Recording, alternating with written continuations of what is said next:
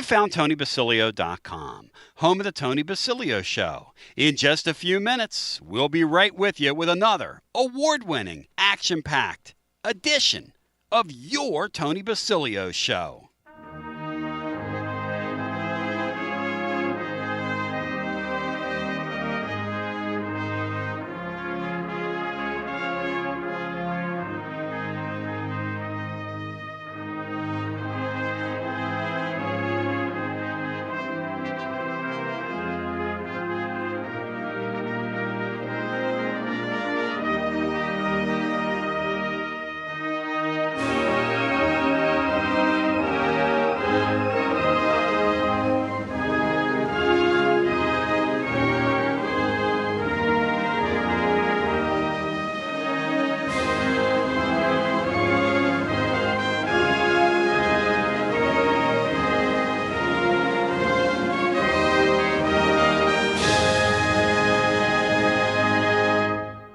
You found Radio Free Tennessee. Your Tony Basilio Show will begin momentarily.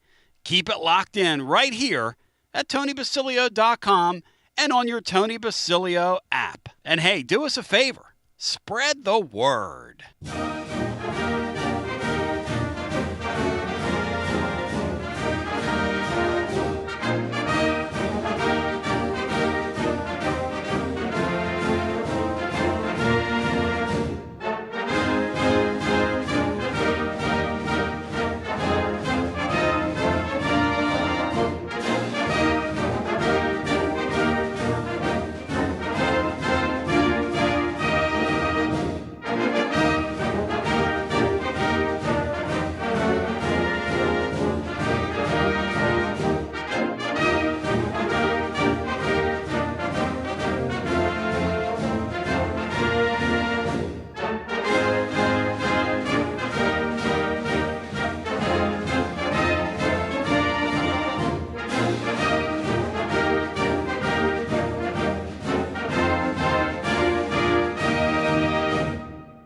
Another award-winning, thought-provoking, action-packed edition of the Tony Basilio Show is coming up next. Tips are always appreciated here at TonyBasilio.com, home of the Tony Basilio Show.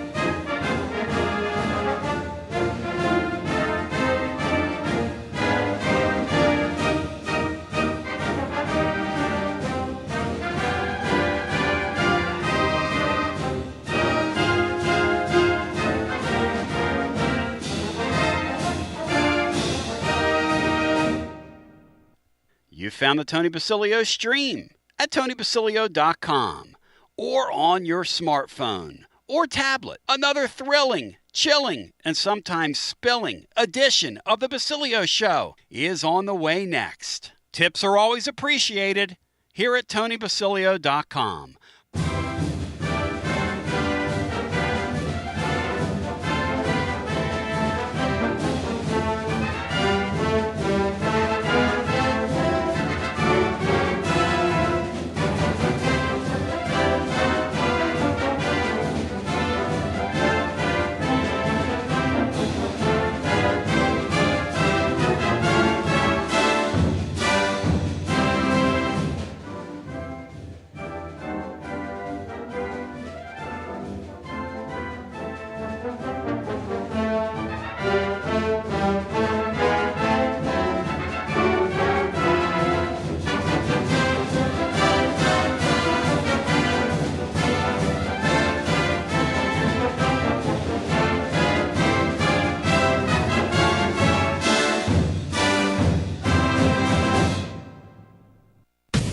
WJBE 1040 AM 99.7 FM. Translator W259AB. Powell, Knoxville.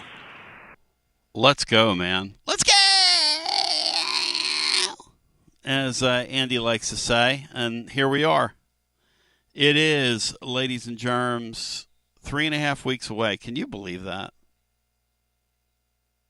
Hey, Bri, key out the spot computer. Yeah, my ears are that sensitive. 865-200-5402. One thing I've maintained through my age is very, very sensitive ears. And what I've done is purposefully, like for the last 20 years, I've kept my volume very low, things I listen to. But I have really sensitive ears now. Here we are on a Tuesday. And believe it or not, ladies and gentlemen, it is a John Adams Tuesday presented by Jennifer Morris Next Move, SmokyMountains.com. She of Keller Williams. Before you buy, sell, or trade, you check her out. And don't you dare do it without checking in with the great Jennifer Morris, who's incredible. Boy, I would encourage sleep for anybody. I think that would be a good way to go. Hopefully it happens for me at some point. So here we are. Tennessee has another practice in the books. We're here fired up, focused, and prepared. Tennessee worked out today. And I'm going to sing a little song to you if you don't mind, because I'm just kind of feeling, I don't know, in the third quarter. Boo is back and you're going to get in trouble. Hey, la, Boo is back. Who did Boo is back and you're going to be in trouble, John? My boyfriend's back. Sorry. The Shirelles? I'll go for that. I know they did Baby It's You. Baby, it's you. You. That's a good little jam. Yeah. Ain't a bad little jam right there. But were you expecting Boo to be back this quickly, John, and to be out there running in full pads and a full go? No, I didn't. Based on the way things had unfurled so far, it's he was slowly coming back in. He was kind of ostracized from the team in a sense.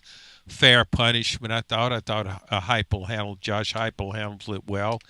But as I wrote yesterday, I really think he should be suspended for the first game. I think it's important that coaches send the message, because that's the thing that players adhere to the most, is losing playing time. And it shows that the coach is serious about discipline, about doing what you're supposed to. So I thought that in light of what Boo's offseason was like, I thought that would be appropriate. And maybe he still will suspend him for the first game. Matt Dixon, are you surprised? And then I want to pick up on what John wrote yesterday, but let's stay with today's headline and practice a little discipline here. What do you think, Matt? Boo is back. Yeah. I mean, the whole thing is still just kind of weird and mysterious. We don't know how much time he actually missed in the summer.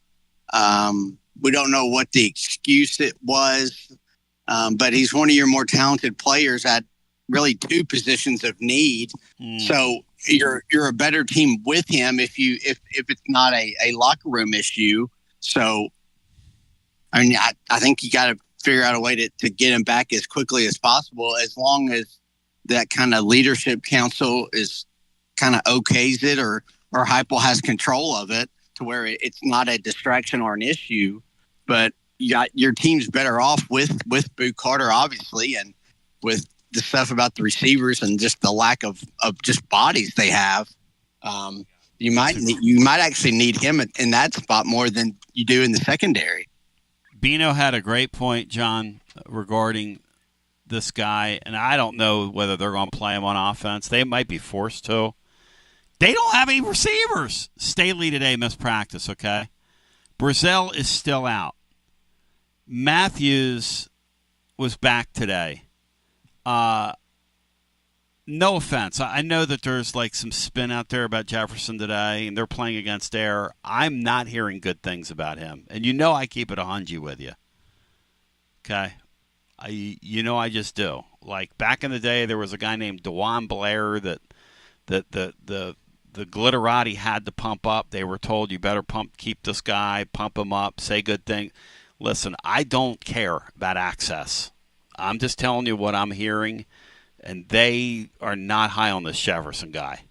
So, yeah, I'm going to say this off the front end, and I want to go back to what John said about Banks.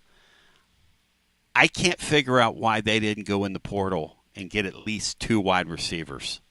I'm looking at the receiving core, and I'm going, okay, why? They know the Brazil guy is not a self-starter. They know that. They know that you can't count on him on a good day. And now he's had some kind of procedure, and he's missed his 3rd practice. But they know, down in and down out, they can't count on that guy. They know that. I'll tell you this. This Tim Banks and what they do on defense is a lot better than what they do on offense, the way they manage our people. How's that for an observation? Tennessee knew we need some bodies on our defense in that deep backfield because we have a kid that's having a surgery. They went out and got this Colton Hood guy who can play. And what Banks and those guys do is, you don't have to have like shiny objects and high ticket items, but you got to get guys that have proven at some level, at some place, that they can help a football team. At some level, at some place, to some degree. And people say, well, you're dunking. I'm not dunking on anybody. I said back in December, go get some wide receivers. Hey, I watched the Ohio States, the Georgias of the world, the Oklahomas of the world. I watched everybody add all these players, and people were like, well, we don't need any. Really? We don't need any? I think Bino's right. I think Boo Carter, I'm putting him, I'm almost thinking about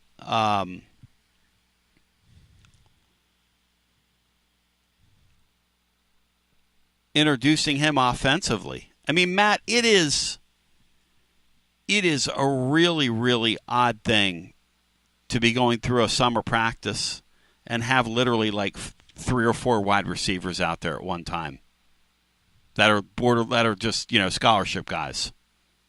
Do you not find that odd, Matt? Yeah, it is odd. I think it's 7 is the number, 7 scholarship guys, and outside of Brazil, and I guess Mike Matthews is probably the 2nd most experienced guy out there. So it's not like you have a veteran returner or anything like that. So it is odd. It's a weird situation to be in. I get the only thing I can think of is they were hesitant to go add in the portal because maybe if you go and you're bringing guys in to try to add, maybe Mike Matthews or Staley, maybe one of those leaves, and you made a calculated risk that we don't want to lose Mike Matthews, so he's better than whatever's in the portal, him in year 2 in your system. But I mean, I don't know. It's you're literally like 1 or 2 injuries away from having to have a walk-on out there. Like we need to figure out who the white walk-on that runs a 4.8 but runs really crisp routes and has great hands is, because that guy's going to play some. And that's why they're going to be in the rotation, regardless of whether they can play or not. They'll have to be. That's why my number was 3 or 4, because here's the deal. The 7 are not going to stay healthy, and not all 7 of them are playable. They're just not playable. There's about 4 of them right now. I'm telling you, this Jackson guy, at this point in time, and I'm not here to pass judgment on him. He's allowed to get better, but at this point, he's not contributing. At this point, I'm shooting you straight, and he's the guy that got out of the portal. And look, you got to go. You should have gotten 3 of those guys 2 years ago when they knew they had needs in the secondary. They added like 3 or 4 guys, and they got 2 that could play. The kid from MTSU helped them and could play, and the kid from Oregon State was a great player. And the kid from Temple, he's okay, whatever. He helped you a little bit, and then you had one you kind of swung a miss on. It's fine. But here's the thing. Here, you have the money, okay? And then the other thing, what it looks like is you gave Nico cover for running out the door on you, like Martin Columbus said yesterday. And Martin Columbus, people hate him, and they don't like him, and he gets on my nerves. And he's kind of like this nerve that runs out of my back and keeps me up all night and throbs and barks at me. Martin Columbus, no offense to you, but if I had a nerve blocker for you, I'd block you. No offense. I'm just kidding. But Mark said, Nico and them could have looked at this receiving corps and said, I'm getting out of here. Except that he went to a worse situation at UCLA. That's why it doesn't wash. But look. I'm back to this again. They today on the field. There's no Matthews is back, but then Staley's out. The Brazil guy hasn't been seen yet. So you've got guys out there like to Matt's point, you got guys out there like the Rodarius Jacksons of the world, the Joakim Dotsons of the world, and you don't know whether these guys can play or not. You got a guy like, I'm telling you, Amari Jefferson, I'm not hearing good things about. I just don't expect. I wouldn't expect unless something odd happens. Boo Carter is definitely, and I mean definitely, in a spot where he could see time. You've got the Travis Smith kid. You've got the Trey Weary guy who on Sunday, Trey Weary was starting. Let me tell you something. That was not part of the plan. But when you don't have numbers and you let yourself get in the spot versus Banks and those guys on that side of the ball, let me tell you something. I wrote this today in the blog. The thing that really is interesting to me about sports is that conventional wisdom never holds, and it hardly ever works out the way you think it's going to work out. It's what makes this thing really interesting it's kind of like living a day. I mean, who knows what's going to happen today, right? But it's fun. It's kind of an adventure. It could be your masterpiece, and then again, it could be a complete mess. But there's mystery to it. There's intrigue to it, and I'm highly intrigued by what's going to happen with their wide receiving core, and it's highly mysterious to me what they didn't do in the portal. And now that we're here and we're watching them go through practice, and here's the thing about the Brazil guy, and I'm not dunking on a guy who just had a surgery, okay? He was never a hard worker to begin with. They know that kid's 50-50. They knew that. The rest of it, like we talked yesterday about the some of this stuff's controllable, some of it's not controllable. The fact that the the quarterback play has been kind of spotty till now, and then whatever, we'll see what kind of week they have. I'm not panicking on that. That is going to be what it is in camp. But not having numbers at wide receiver is your head coach's fault. That's whose fault. Because that's who manages that side of the football. It is his fault. How does this Banks guy have on his defense? He's got player on top of player. Somebody explain that to me. John, 5 years in, Did you think we'd be having this kind of conversation on the air with a straight face 5 years in? We're in our 5th year now of Josh Heupel football, and the undoubted strength of his football team is on the defensive side of the ball, and it's not close, John. It's not close. I thought Tennessee would be loaded with wide receivers at this point because the offense seemed to be so wide receiver friendly when you go back to the starting point, when you look at how Tennessee played the first 2 years under Josh Heupel, 21 and 22, put up tremendous numbers. Even though last year wasn't a great year offensively by Josh Heupel standards, it still was a good offense.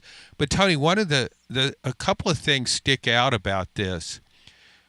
One of those is that there were so many wide receivers available. Now, I'm not saying all these guys would be stars at the SEC level, but I think it's interesting that so many teams in the SEC, I'm just talking about the SEC now, really wanted to get an upgraded wide receiver. And some of them already had good wide receivers. You talked about, well, maybe Tennessee was concerned that one of their receivers might transfer. Well, LSU has got 2, maybe 3 really good wide receivers already, and he goes out and gets Barian Brown of Kentucky and Nick Anderson of Oklahoma. Nick Anderson, 2 years ago, was a freshman. He was hurt last year at Oklahoma. 38 catches, 798 yards, 21.0 average per catch. That's 2023. LSU got him. They got Barian Brown of Kentucky, 122 career catches, 1,528 yards. As a bonus, he's returned 5 kicks for a touchdown. I mean, that's just what LSU did. I wrote down some teams and I'm just limiting it to guys who have proven themselves at the Power 4 level. Alabama gets Isaiah Horton of Miami, 56 catches, 616 yards last year. Auburn gets Eric Singleton. Auburn already was solid at wide receiver. That seemed to be a position of strength for Auburn. It goes out and gets Eric Singleton from Georgia Tech, the best receiver in the portal. Last 2 years, 104 catches, 1,468 yards. These guys are proving it at the highest level, some already in the SEC. J. Michael Sturdivant of UCLA, 123 catches, 1,667 yards in his career, goes to Florida. Who was that again? J. Michael Sturdivant from UCLA, transferred to Florida. Georgia led the country in drop passes last year.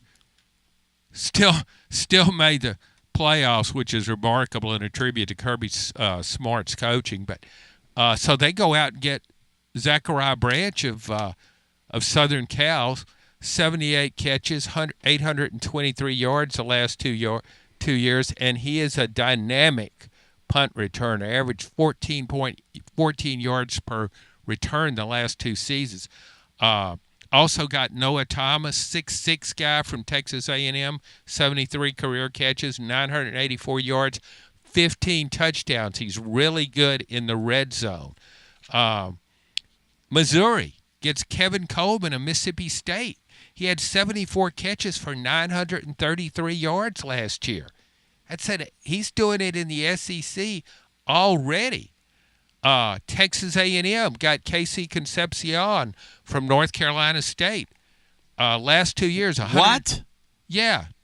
I did not. I love that kid. I did not realize they got him. Yeah. Wow. Casey Concepcion, really good athlete. He can, he can return kicks for you too. But 124 catches, 1,299 yards, the last 2 seasons combined. Some other teams helped themselves with maybe, guys outside the Power 4 group that may turn out to be really good too. But my point is, all these guys were out there. There was just an abundance of wide receiver. That was the most bountiful position in the portal, I thought. And so many of these SEC teams went after them. Maybe Tennessee looked at that, Josh Heupel looked at that and said, we can't, some of those guys aren't better than what we have. But there's no doubt there's no doubt a number of these guys are. I mean, they come in here and they start right away. There's no doubt about that. They've got a proven track record. And the one that really struck me was LSU, because it's strong at wide receiver already. And it goes out and gets Barry and Brown and Nick Anderson. So, it's baffling to me. And another aspect of this that's more troublesome now because of what happened at quarterback with Nico Yamaleava leaving, Joey Aguilar comes in here. Well, they haven't had time to, they aren't working with these guys. So injuries, none of these seem to be serious injuries, but they're missing time. So it's an opportunity for your new quarterbacks. Tennessee's got to break in a new quarterback. It's an opportunity for them to develop rapport with these guys. And this opportunity is sort of passing them by. Well, and you have got to keep in the portal, okay? You got to keep digging. I think back to what I'm watching, what Rick Barnes and his guys just did, right? They missed on the kid from Virginia, who they thought, wow, we're going to get Isaac McNeely, and we're going to win. We're going to win the damn portal again. We're going to add a guy that's but he couldn't get in school, and he had a funny thing with the transfer, the credits transferring, and this, that, and the other. And listen, this criticism is born out of something. I like Josh Heupel a lot. Why are you making it so hard on yourself on offense in this era? Why? That's all. And I like the guy. Hey, defensive football still wins. It's still going to win. They won 10 games last year based on their defense. Their defense this year is easily playoff caliber. I'm just telling you. And I'm hearing that this Colton Hood guy, can really play. Not just play, but can really play. And I'm hearing that the one transfer they brought in on offense can't play. Now, I don't know whether that he's not going to be able to play long term. I'm just saying early on, and here's the other thing about camp. Usually you can tell who can play almost right away. That I'm back. The first impressions in camp a lot of times are proper impressions. But I'm going to go back to Barnes. So they swing and miss on McNeely. They swing and miss on another guy. They swing and miss on another guy. They swing and miss on another guy. They finally settle. For a real down-the-run guy. They get in camp and realize we have issues. You know what they did? They went and got an Israeli national. Here's my point. They knew all spring practice we're going to have an issue. They knew all spring. Nico leaving, coming, going, staying, hanging out, levitating, gravitating, whatever he's doing, having a luau, whatever he's doing. They knew they were going to be in the spot. There's no excuse for that. I'm sorry. I don't care who I upset. I don't care if you're mad at me today. I don't care if my buddy in Nashville, who's a great writer for us, who wrote a great piece on the blog today about how he always makes it work out and figures out a way to win games, and he can coach yours and win and coach his and win, and all that's true. Why would you make it so hard on yourself? Why? I just heard John Adams say the Concepcion kids at NC State, Kevin Coleman, who's highly productive, is it Missouri, for crying out loud, who, by the way, had better wide receiver play than we did last year. Why? Well, Tony, they tried to get Carnell Tate and Branch. Okay. And Rick Barnes tried to get the kid from Virginia. Then they got involved with another guy, and they finished second for him. Then they got involved with another guy, and they finished second for him. Then they got in with another guy, and they finished second for him. And the Negadaves of the world and all those people were, like, hey, the kid from Charlotte, Matt, what's the kid from Charlotte's name? The kid, Bishop Boswell. He's going to be your starting two guard. No, he's not. You know why? Because those guys are going to find a way to get somebody on their roster to help them. Our head football coach, who's an offensive guy, and I'm not going to make more out of this than it is. They got like 5 bodies right now in camp. 5 playable football players in camp. How? How did you get there? How? And by the way, we don't know if any of them can play. We don't know if any of them. We know one thing. We know that the Matthews guy has pretty good physical skill. He showed us that last year. We don't know how productive he can be, if he can stay healthy. We don't know any of that. And we also know the Brazil guy has pretty good talent when he's locked in, when he's paying attention, when he has been able to make a play. But other than that, you had to go out. You had to go out in the port. The more I think about it, the more angry it makes me. It just makes no sense. And then Matt says, well, you want Matthews to leave. Matthews isn't going to get 100% of the balls, Matt. I mean, if you added, it doesn't have to be Carnell Tate. We know they tried to get Carnell Tate. They tried to get him out of high school. We know they tried to get him this time around. And we know they took a swing on the Branch kid. And we also know they took a swing on the Concepcion kid. But to John's point, who knew Colton Hood's name? Did you know his name? Did Mike Huguenin know Colton Hood's name? Why on defense do we constantly find a way resourcefully to find these guys, and on offense we're playing with a half stack 5 years in? I want somebody to tell me that. And this isn't even about Nico leaving. This isn't about the quarterback thing. The quarterback thing is what the quarterback thing is. I'm talking about you're back in December. Nico's still on your team. You should have added 2, maybe 3 wide receivers to your football team that can play. I don't care. John says, well, power 4. I don't care if you get a guy from Colorado State. I don't care if you get a guy from out there on the coast at Fresno State with the V on the back of their helmet.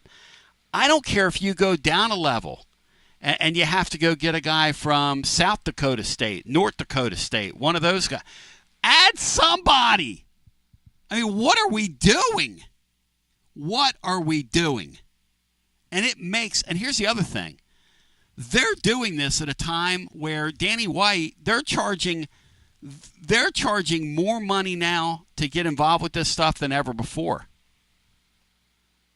Why wouldn't you want to walk into the season at least giving yourself a chance at wide receiver?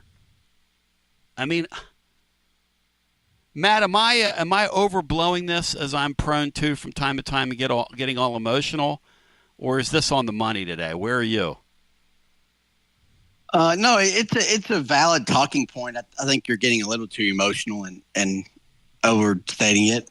You know, the first couple of years when Heupel was here, we talked about how they literally only played like 3 or 4 receivers. Yep. And it was kind of strange, but they made it work. Yep. And they had to stay healthy, obviously, and that's the fine line you're going with this year. And based on the first week of fall camp where you don't even have pads on and you have guys, your 3 starters have all missed time. It's not a great time for making it through the year, but you need bodies, and I don't know why they felt they could do this with just 7 guys. But when you get in the season, if you can make it work with 4 or 5 guys, that's really all you probably need in this offense because they don't substitute. But it's a valid concern. It's interesting, and we've talked about the conventional wisdom about Heupel and being. It's almost like they've emphasized defense a little too much with the bodies, and just maybe they practice that way because they've been so much better defensively the last 2 years, really than they were offensively. And it's a strange kind of flip of what Heupel's done, which I think might be encouraging and a good sign, like long term. But it's I don't know. It's strange because I do think you need a lot more depth defensively. The way Tennessee plays with the up tempo and how much the defenses have been on the field. Than you do offensive guys, but it's strange that you would risk going into a year with the lack of bodies and especially the lack of proven production because you just don't have it. I think it's significant that, to Matt's point, I think it's significant that Josh Heupel, who has always been an offensive guy, his ego is most invested in offense. He was a quarterback. He was an offensive coordinator. this offense is his baby, and he's run it very well throughout his career, not just at Tennessee. But as a head coach at a program like Tennessee, he realized he had to get better on defense. And he's made that a point of emphasis, and it's paid off the last 2 years. The defensive front, coached by Rodney Garner, a really defensive line guru, so to speak, carried Tennessee's team last year. And Tennessee had an all-SEC defensive back in Jermod McCoy. He's hurt now. But, yeah, to me, that's significant. So, to me, Heupel's seeing the big picture. But it's almost, to Matt's point, as though he might have overcorrected in that, I still got to have some offensive guys. He probably believes that I can make anything work in this offense. And he can to a degree, maybe. He's a really good offensive coach. Nobody can question that. Does he have game film from last year? I mean, I'm sorry. What? Huh? No, I know what you're saying. I'm just saying that he can coach offense, but the talent just wasn't there. And I agree with you. I wrote about this back at the end of last year. And I don't think that's the main reason Nico Iamaleava left. I think his dad wanted more money. Yep. I understand that. But they didn't help Nico that much, obviously. I mean, they could have – their wide receiving core last year wasn't what it needs to be, and that was really magnified in the last game, in that playoff game against Ohio State. Tennessee had enough wherewithal on defense in that terrific, deep defensive front to make the playoff against a very favorable schedule in the SEC. So it makes the playoff. But when it got there and you're playing the best team in the country, and its receivers could not get an inch of separation from Ohio State's DBs. They just couldn't. And so Nico's back there holding the ball and then scrambling and whatever. The thing that's really interesting to me about this is that it never goes according to form. I thought this guy was going to be a pinball machine coach. He's not. I just don't understand why you want to make it so hard on yourself, because that's what they've done. But they're in a spot right now in camp where they have very little margin of error at wide receiver. And Matt's right. Two guys play, three guys play. He's right. You're not going to rotate a bunch of guys in and out anyway. But here's my question. How can you walk into the season without a proven player? One proven player. What's the Brazil guy proven? Matt, is Brazil proven to you? Or Brazel? Is he proven to you? You call that a proven guy? No, not proven, but he was one of the top portal receivers 2 years ago, and that's kind of what you get when you go to the portal. That's right. I mean, the potential's there, obviously. Right. But I don't know. Could you have overpaid and brought Squirrel White back? I mean, he has great numbers, but that's not going to help this team. No, I don't want Squirrel White. He'd be a body, but that's what we're talking about when we talk about portal wide receivers. Is guys kind of similar to Squirrel White who, for whatever reason, are leaving their one place. How about even though they're really productive, it's not really going to help your team. How about somebody over 6 feet tall? Well, who can ride the rides at Dollywood. Let's start there. I mean, don't give me Squirrel White. I mean, what are we talking about? Squirrel White? How we getting the Squirrel White? No, those are the receivers that are in the portal. No, that's not true. Did you not hear what John Adams just said? List of guys. And well, it's hard to recruit receivers from the portal when your quarterback's dad is actively shopping his kid to those schools, and that's a recruiting pitch against you. I mean, when Nico's dad's trying to recruit his son to Miami or Georgia or wherever, I mean, you don't think those schools are going to use that against Tennessee? I mean, all you got to say is, why would you come here? Their quarterback's trying to get out of there. How about after I think spring? That was probably a factor here. How about after the spring? Just go get two bodies. Make it look over TV. Just make it look good. Just at least make it look like you're trying. Hey, I'll say this for Barnes and those guys.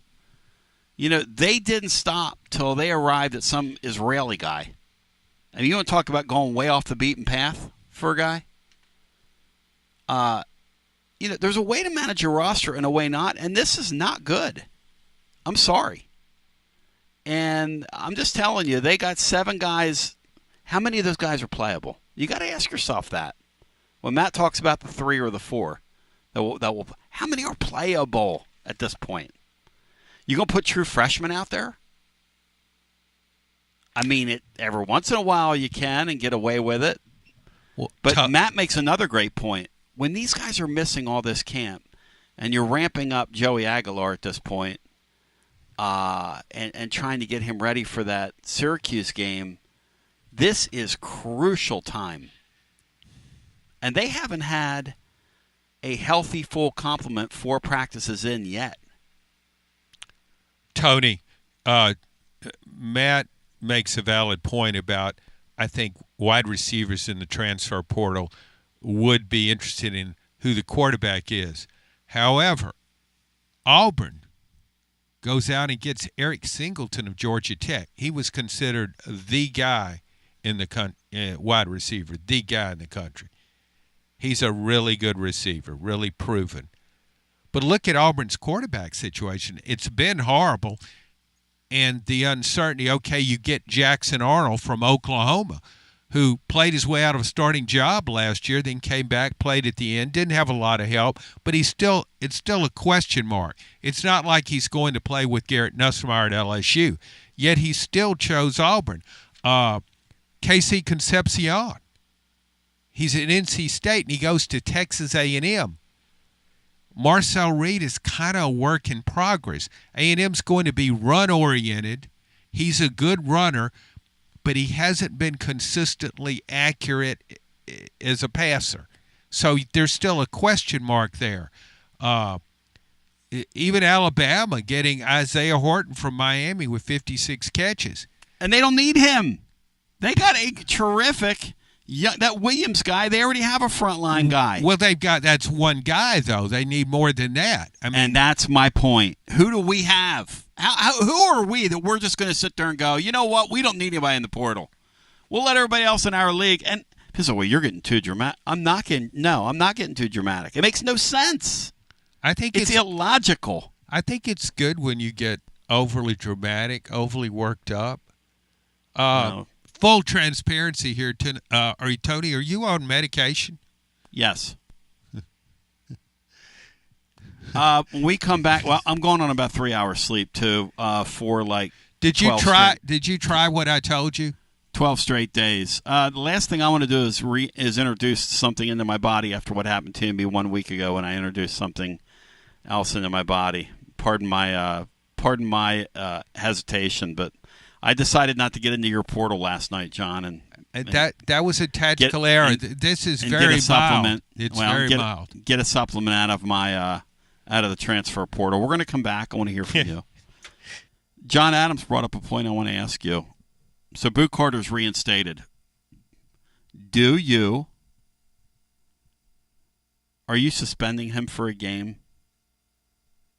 For the Syracuse game? We'll go around the room on that, and then I want to hear your thoughts. And then on this wide receiver thing, it just doesn't compute to me. And I'm just talking about things I hear in real time.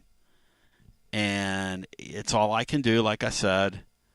And hopefully they strike gold and get a couple kids that can play, and we can have a representative wide receiving core at this level.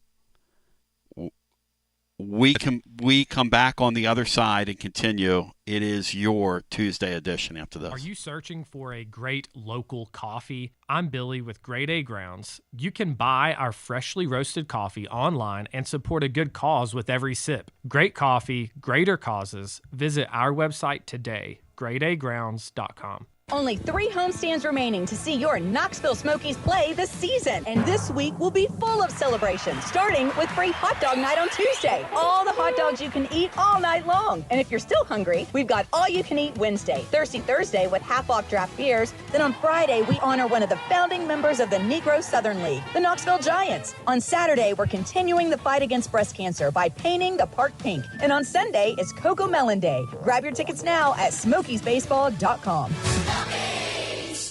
The end of summer means big savings and no more excuses to not call Pipe Wrench Plumbing, Heating, and Cooling. Don't let plumbing or HVAC problems follow you into fall, and take care of them now while the kids head back to school. Whether it's a leaky pipe, outdated water heater, or AC unit struggling to keep up, the expert team at Pipe Wrench is here to help you transition smoothly into fall with a home that's running efficiently and worry-free. This month only, enjoy 10% off any plumbing or HVAC service, including repairs, replacements, or maintenance. And Peace of Mind Maintenance Plan members will get an additional 10% off for 20% in total savings. From repairs to tune-ups to replacements, we'll help you check home comfort off your end of summer or back-to-school to-do list. We make it easy with free on-site estimates for replacements and free second opinions on repairs. And if budgets are tight, we offer flexible payment plans including 0% financing with credit approval. So don't let HVAC or plumbing issues slow you down this season, and don't delay as the offer ends August 31st. Call Pipe Wrench at 865-264-8090 or book online at pipewrench.com to schedule your appointment today. And as always, same-day service guaranteed or the visit is free. Life never stops moving, and between the 30-minute commutes, daycare pickups, weekly soccer practice, Tuesday night yoga, X number of coffee runs, and that weekend trip to Grandma's, you're racking up the miles. What you need is a tire that can keep up, a tire designed for doers, a tire that's going to last, like the exceptionally long-lasting Michelin Defender tire. With an 80,000-mile warranty and the safety and comfort you expect, you can forget all about the miles ahead and focus on getting to your destination or conquering your to-do list. Fleet Tire, I-275 exit 1B at East Woodland Avenue in Knoxville. That's Fleet Tire, I-275 exit 1B at East Woodland Avenue in Knoxville. Fleet Tire. Out-of-town law firms have been swarming into East Tennessee lately. From Memphis, Chattanooga, and Birmingham, they've stormed into the area. Wouldn't you rather do business with a local firm? You know, a true neighbor. Marcos Garza and the pros at the Garza Law Firm are just that. There are neighbors and friends that support local causes year-round. The Garza Law Firm works to serve you professionally on criminal matters, injuries and accident matters, and Social Security and disability filings. The Garza Law Firm is here for you at garzalaw.com. The Garza Law Firm. Let us help.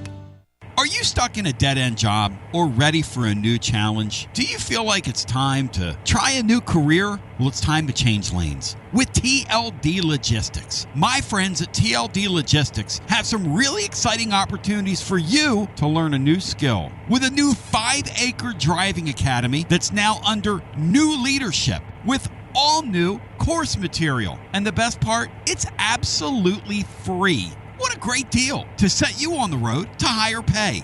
And TLD Logistics even offers weekly stipends to offset food and gas expenses. In 6 weeks' time, you could complete this course and be in compliance with FMCSA regulations. Then you're ready for the open road of opportunity. What are you waiting for? It's time to change lanes with TLD Logistics. Visit tldlogistics.com. That's tldlogistics.com. TLD Logistics.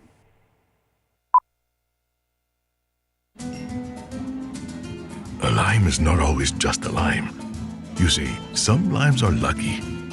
For when a lime joins the salted rim of a crisp, refreshing Tres Dos Equis, that lime is no longer a mere lime, but a wedge of renowned Mexican limón. Muchas gracias, limón. And also, de nada. Enjoy Dos Equis responsibly. Copyright 2024 Dos Equis, imported by Cervezas Mexicanas, White Plains, New York.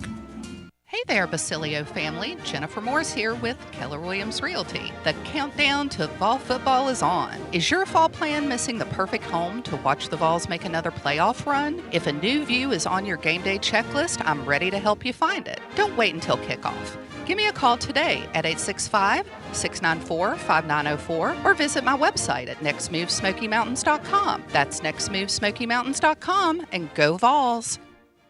Josh Collins at Collins Insurance Agency. At Collins Insurance, we strive to ensure our customers receive better coverage along with bigger savings.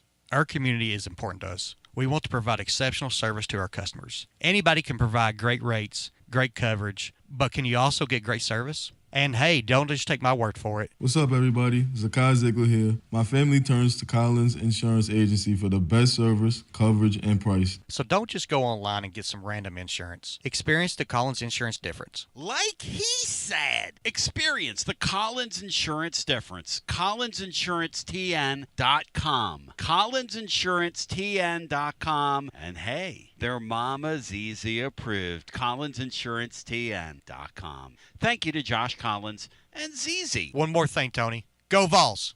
Preparing food for a big gathering can really take it out of you. That's why you need to call Calhoun's and check out their selection of party platters. Whether you're hosting a party for the big game, a reunion, or just an everyday gathering, a Calhoun's party platter is next level. Choose from Calhoun's always excellent chicken tenders, fly with Calhoun's wings, or boneless wings with a variety of dipping sauces, award-winning next-level melt-in-your-mouth barbecue ribs, or delicious spinach artichoke dip, or get one of each. Plus, if you're doing burgers or sandwiches, Calhoun's has lots of side dishes like spinach Maria, baked cinnamon apples, Smoky Mountain baked beans, or creamy coleslaw. Available in pints, quarts, and gallons. And to finish things off, pick up one of Calhoun's great desserts to go, including homemade cheesecake or key lime pie. Calhoun's, simply your go-to party headquarters. With 9 locations all over East Tennessee, you can order online and just pick it up. Calhoun's, one of the Copper Cellar family of restaurants, along with Chesapeake's, Copper Cellar, Corner 16, Cherokee Grill, and Smoky Mountain Brewery. Eat local,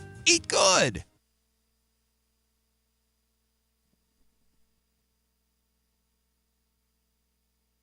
The weather has broken today here, which is really sweet. Last couple days, it's been kind of in the 80s. Feels really good outside. What are you laughing at, John? Right. It's just, I was just texting you.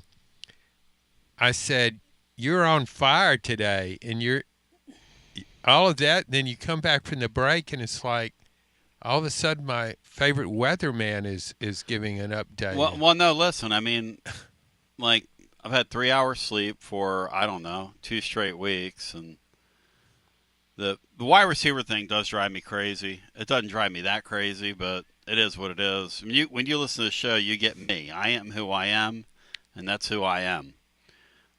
When I hear John rattling off those names, I'm going, I mean, you got to fight for your right to party, and you've got a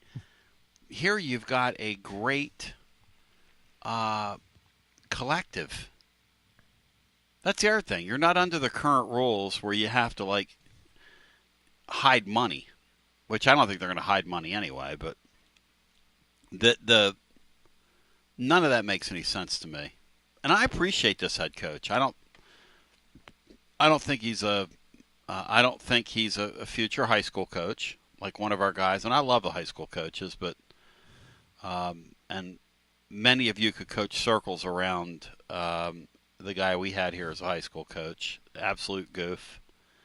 I don't think he's a future body double for Frank Sutton on Sergeant Carter on Gomer Pyle USMC. Nor do I think he's a future United States Senator to be in Derek Dooley.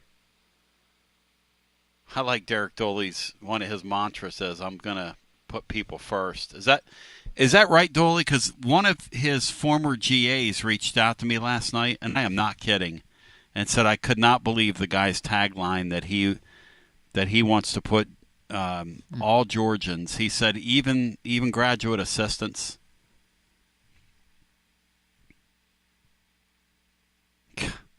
Hey, Matt, this Dooley guy, we've had such a parade on the ship of fools that the Dooley guy almost seems like it never happened to this point. Well, he was smart enough to, like, go away and not stay in the spotlight and not, say anything. He just kind of, I think he went to the Cowboys and was like the receivers coach for a while. But he's at least intelligent enough to not keep putting his name out there, although that's kind of changed now, obviously. But the other guys weren't self-aware enough to do that. Yeah. John, does he Butch have Jones enough? taking the cigar selfies in the locker room post game when he was, fetching Saban's coffee and all. I mean, all that stuff's just incredible. Does Dooley have enough name recognition, John, to win an election like that, or no? I don't think he could win an election in a competitive state, and as a competitive state as that one. But I think he does have a shot. It will take more than name. I mean, when I say can't do it on name recognition alone, I think it will take more than that. But in his corner is Brian Kemp, the governor of Georgia, who's a very powerful political figure, and he goes way back with the Dooley family. So he's got a shot. I wouldn't say he's the favorite, but I think he has a shot. I think I would like his chances a lot more of being elected to the U.S. Senate than I would say, Jeremy Pruitt or maybe Butch Jones.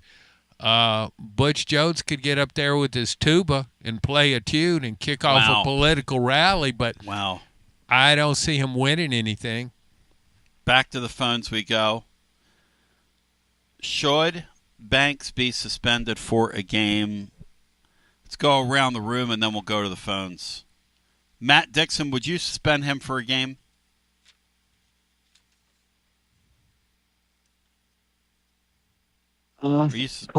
Probably not, no. Brian Hartman, are you suspending him for a game?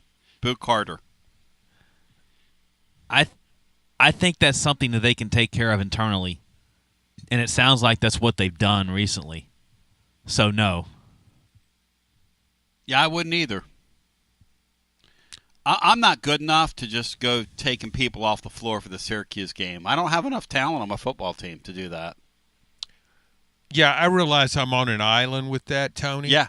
And I'm sure every fan will say, no, don't suspend him.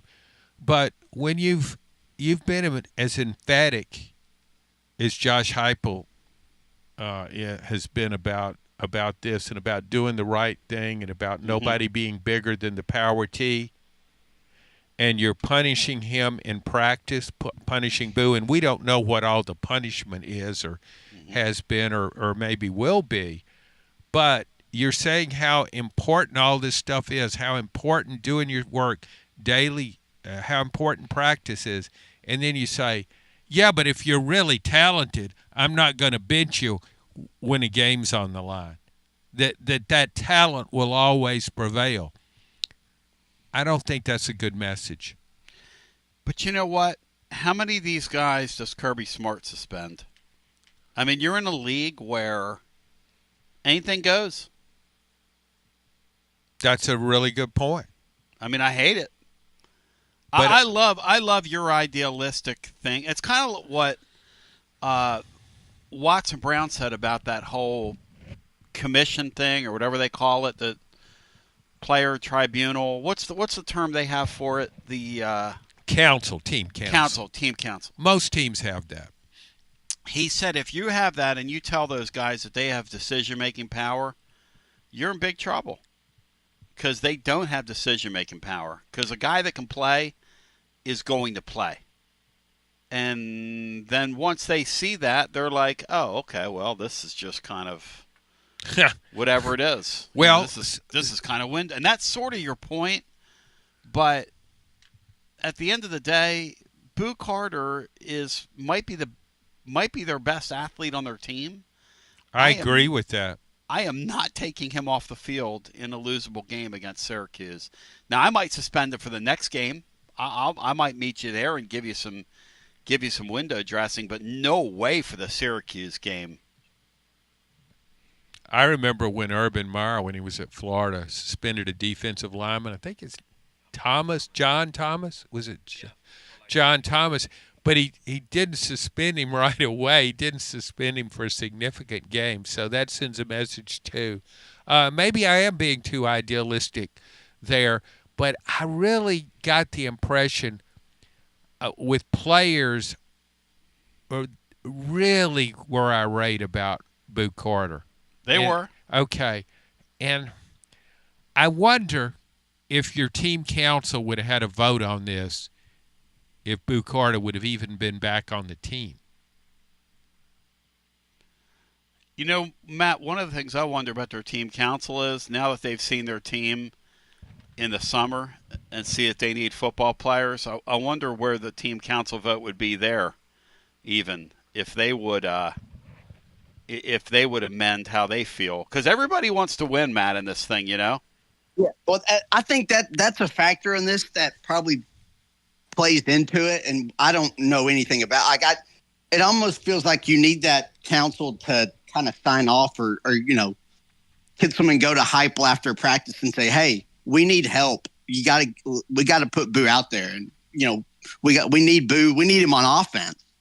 I mean, just something like I feel like they need to be. It kind of needs to get okayed with them, since they kind of, this was a kind of a big issue there for about a 2 or 3 week span there right before the camp started. But I think now that he's back, I don't think you really can afford to suspend him, like you said, Tone. I think you need him out there. Tony, I don't really. You might need him at receiver more, which is kind of crazy because I don't think that's where he's going to play. Excuse me, Matt. If Tennessee can't beat Syracuse without Boo Carter, this season isn't going to be what I think it will be. They're going to have major problems if they're not good enough to beat this Syracuse team. Syracuse lost practically its entire offense. And then Texas took its best defensive player out of the portal after spring practice. Syracuse has got quarterback. It's relied on a quarterback transfer too. Backup guys with no real significant playing time. This is not a good Syracuse team. This is not a Syracuse team that won 10 games last year with Kyle McCord at quarterback, the Ohio State transfer. He's gone. Their best wide receivers are gone. Their top running back is gone. This is not a good team. And that's why Tennessee's a 12 to 13 point favorite despite the uncertainty at quarterback. So if you're telling me that you might not can beat Syracuse without Boo Carter, then this team's headed for a bad season. Okay, I wouldn't suspend them without Boo Carter. I mean, without I wouldn't suspend no way a Boo Carter in a game like that where I need playmakers. So let's go to the phones. And you are right, Syracuse. We don't know who we are though. I mean, who knows about any of these teams? This Angeli guy, I mean, who knows? He might light it up. Who knows? But Tony, I believe what you said earlier. I think Tennessee's going to have a solid defense. I think it will run the ball. Yes, it lost Dylan Sampson, but I think it's got 3 running backs who can play. Josh Heupel his offense always produces rushing yards at a high rate. So I think Tennessee will be okay. It could beat Syracuse the same way it beat Oklahoma last year in Norman. It beat it with defense. But and look, if you poll fans on this, fans are all going to say you shouldn't suspend Boo Carter. Back to the phones we go. Let's get to Orange Blood in here. I would bet you some would say today on the air that he should be suspended. Let's get Orange Blood in here. Welcome in. Hey, Tony, the great Frank Sutton, you brought him up. Do you know he was a native son of Tennessee? I know he dated a lady in Clinton for a while. I do know that. Yeah, he was born and raised in Clarksville, and there he lies today. Yes, sir. I didn't know that. Went to high school there in Nashville at East, one of the big magnet schools there on the east side of Nashville. Wow. Where Oprah Winfrey went, a lot of other notables. Frank Sutton's a Tennessean? Yes, sir. Wow. They're what they call Clarksville, the Queen City. I love Clarksville. Yeah, it's pretty. It's a nice place. Yeah. I wouldn't say you're being absurdly hyperbolic with what you opened the show with. I mean, there's a lot of unknowns, which kind of leads me to my point. The way I look at it is this is the most Josh Heupel team we've had since Josh Heupel's been here. Would you agree with that as far as who he brought in here? These are his guys, right? Oh, they're all his players. Yeah, there's no turning back now. There's no residual, regime players on this team anymore. And, you know, what we've got through the wash, through what little transfer we've got and everything else, I think what he's done at least the last 2 years with, I'm going to be realistic and say maybe two healthy wide receivers last year, regular starters. You know, Squirrel could barely raise his hand, and you know, everybody else was still kind of banged up too. So what we did last year, in the last couple of years, leading the league in rushing, now we've got basically playing with a new deck on the offensive line. There's a lot of unknowns. So yeah, I don't think you're too out of line. I would maybe we'll see here in about 3 weeks at the Syracuse game, kind of what we're dealing with when we get live. But I think why wouldn't you want to go get some knowns, right? Players, this is the year to do it. But yeah, why wouldn't you want to go get some knowns at wide receiver and just make it at least? I've got a couple of camp bodies to fall back on. You know what I mean? Like that's the thing I don't get. And those guys are out there. Yeah, that is a big question mark of what happened, you know, behind the scenes, so to speak, this year in the off season between December and April. Wow. What happened? We don't know what kind of conversations. We saw a mass exit, and that's not entirely uncommon these days in the portal. But why all of a sudden it's just a vacuum suck out of the locker room of wide receiver talent? Some of it might have been money, but I don't know. We'll see. Let's just Boo would. I mean, I want him to be disciplined somehow. Whether that's missing a game or not, I don't know. But man, he is too critical of a player right now to not put him on the field. That's all I got. Thank you, brother. And the thing about, and let's hear illegal, and then we'll keep it live. Remind you what you're listening to. Do a quick legal ID. Let's feed the FCC monster. Hit it, Bri. WJBE 1040 AM 99.7 FM. Translator W259AB. Powell, Knoxville. And then we jump back to our phones. John Adams with us on a Tuesday, breaking it down scientifically, moving right to left across your device. This is your Basilio show. Matt Dixon's here. Brian's on the wheels of steel. We are getting day 4 of camp is done. Moving toward a scrimmage on Saturday. We opened up sort of talking about the fact that Boo Carter's back. Matt is wondering aloud with Bino, will they take Boo Carter and will they plug him and give him an expanded role, a more even expanded role on offense, because there is help wanted at wide receiver. Today, in terms of practice, they haven't had their 3 starters yet, and we're 4 wide receivers in, or four practices in. Staley was out today. Matthews was back. They have not had a practice where their projected guys that were going to run up front have been out there. Obviously, Brazil's haven't practiced yet, and it's been very odd. I will say this. I wrote it today in the blog. Several sources I talked to say that Davis and Kitzelman are having a lights-out camp. I mean, like, those guys, that is going to be the strength of their passing game, of their team. Matt, do you think we see them feature those guys more? Because, and do you think in light of the numbers challenge here at wide receiver, and the fact that it's a way maybe to get a quarterback a little more comfortable, that we could see 2 of those guys out there at one time with Davis and Kitzelman, who are both having excellent camps, I'm being told? I would think so, yeah. Yeah, I mean, we kind of thought they might do that last year, and they didn't. They, stay in 11 a lot. But I think we'll see more 2 tight end looks. I mean, Ethan Davis was basically like a jumbo wide receiver out of high school. So I do wonder if you can move him around a little bit and create some matchup problems for defenses. So I think they almost have to do that. But just given how good Kitzelman was last year, like a real pleasant surprise, and how talented Davis is, I'd be really shocked if we don't see 12 personnel a lot more. And again, I'm back to this. If I can get lucky and strike gold with Kitzelman, why am I not trying that at wide receiver with 2 or 3 guys? Who was Kitzelman before he came here from Alabama? Did you know who he was, John? Because I didn't know who he was. No, I didn't. But see, that's the thing about the wide receivers. Tennessee didn't go after proven guys. I think based on stats, you wouldn't say that Kitzelman.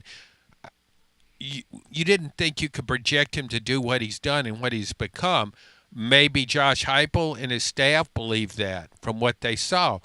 But I just wonder, did they not see that with all these wide receivers out there? Did they evaluate them? Was it a matter of evaluation to just say, okay, we know what our guys here that we have can do.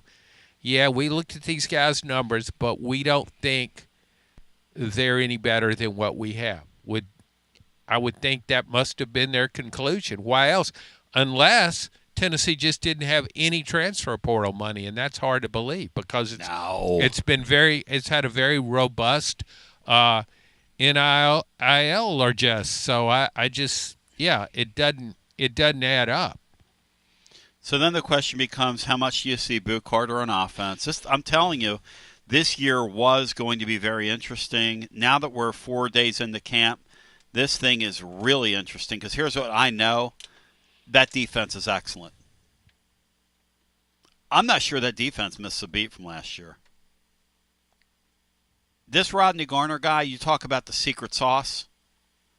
You talk about whatever it is that's in the secrets. He is right in the middle of the secret sauce, Rodney Garner is. Well, I think you have to give Tim Banks credit, too. Yes. I mean, if you go back at 20, when Josh Heupel started out, 21-22 after the 22 season, when Tennessee could outscore anybody in the country. It had the number one offense, the most productive offense in the country.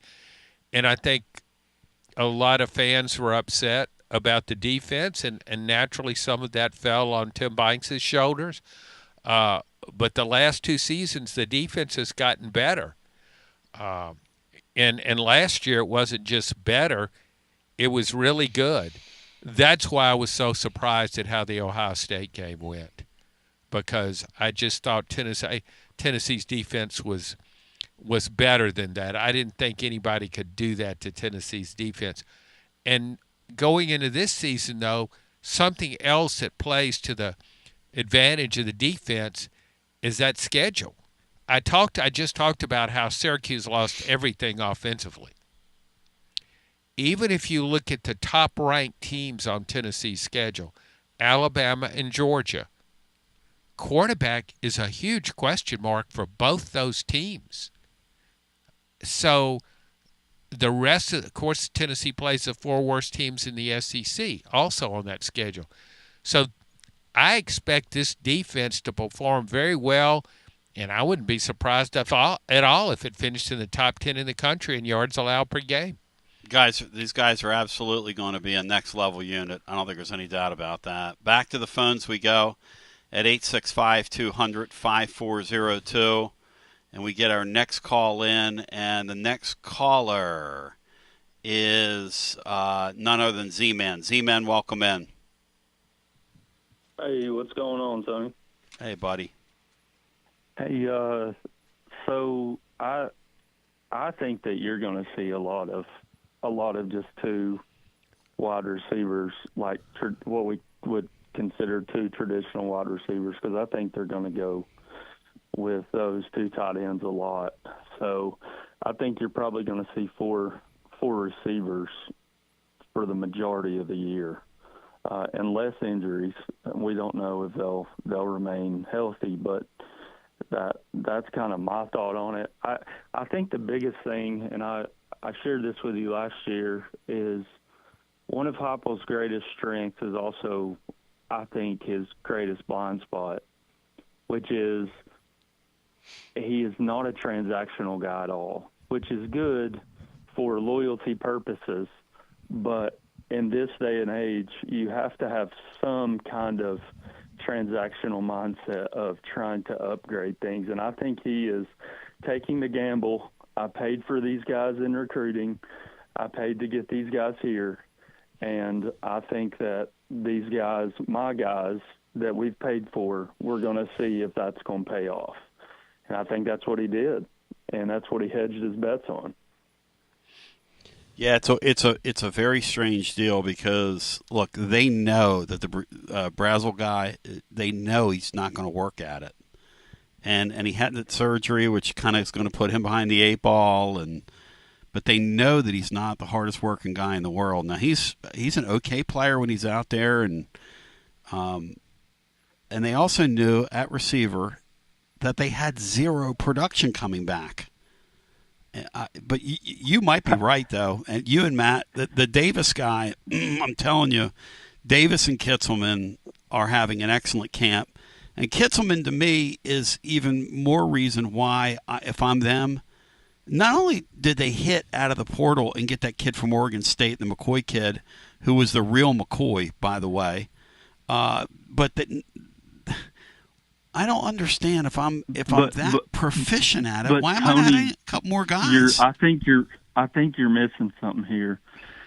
Josh Heupel over the last 3 off seasons did not really, besides the running backs coach, and that's yet to be determined. Besides the running backs coach, he promoted from within. Yes. And versus the defensive staff, they all have coached multiple locations. Yes. They are veteran coaches. They understand recruiting inside and out. They are guys that have built relationships all over the United States and especially all over the Southeast. And you don't have that with the offensive staff. That is very true.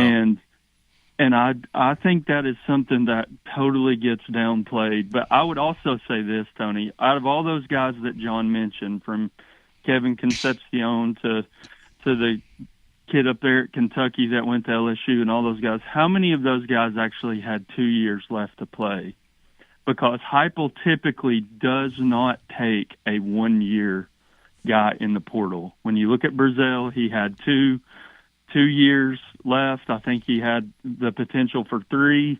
The same thing with the kid at Oregon State, the same thing with this Pendleton kid that's going to be either center or guard.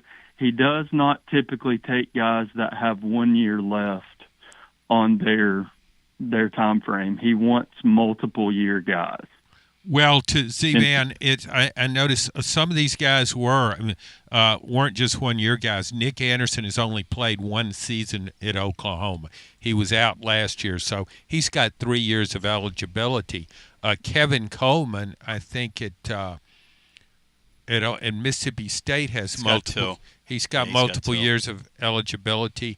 So there we go. Zachariah Branch at UCLA, he's only played 2 seasons. He's got 2. So I didn't really check about. I think Eric. But I guess my thought would be is when are they eligible to go pro? Would that be their contract year or that they were playing? Hey, Z, let's get real. Let's get real. Are we in a position to be doing that? No, I don't agree with it, Tony. I don't agree with it at all. I'm just saying that has been from the offensive side of the ball. That has been the MO since he has arrived. There's not been one kid that we have taken that has had 1 year, unless he has been forced to, which is this year with Aguilar. I love the defensive side of the ball and the way they manage things. They needed DBs last year, and they went and got like 4 of them and said, okay, we're going to get 4 and maybe 2 can play. That's how you do it. That's just how you do it. That's just how you do it. You got money here. And by the way, you're charging your fans. You are pillaging your fans in terms of what you're charging them. Don't half-ass it. That's all. I agree. And here's my biggest question, and I'll leave you guys with this. Yeah.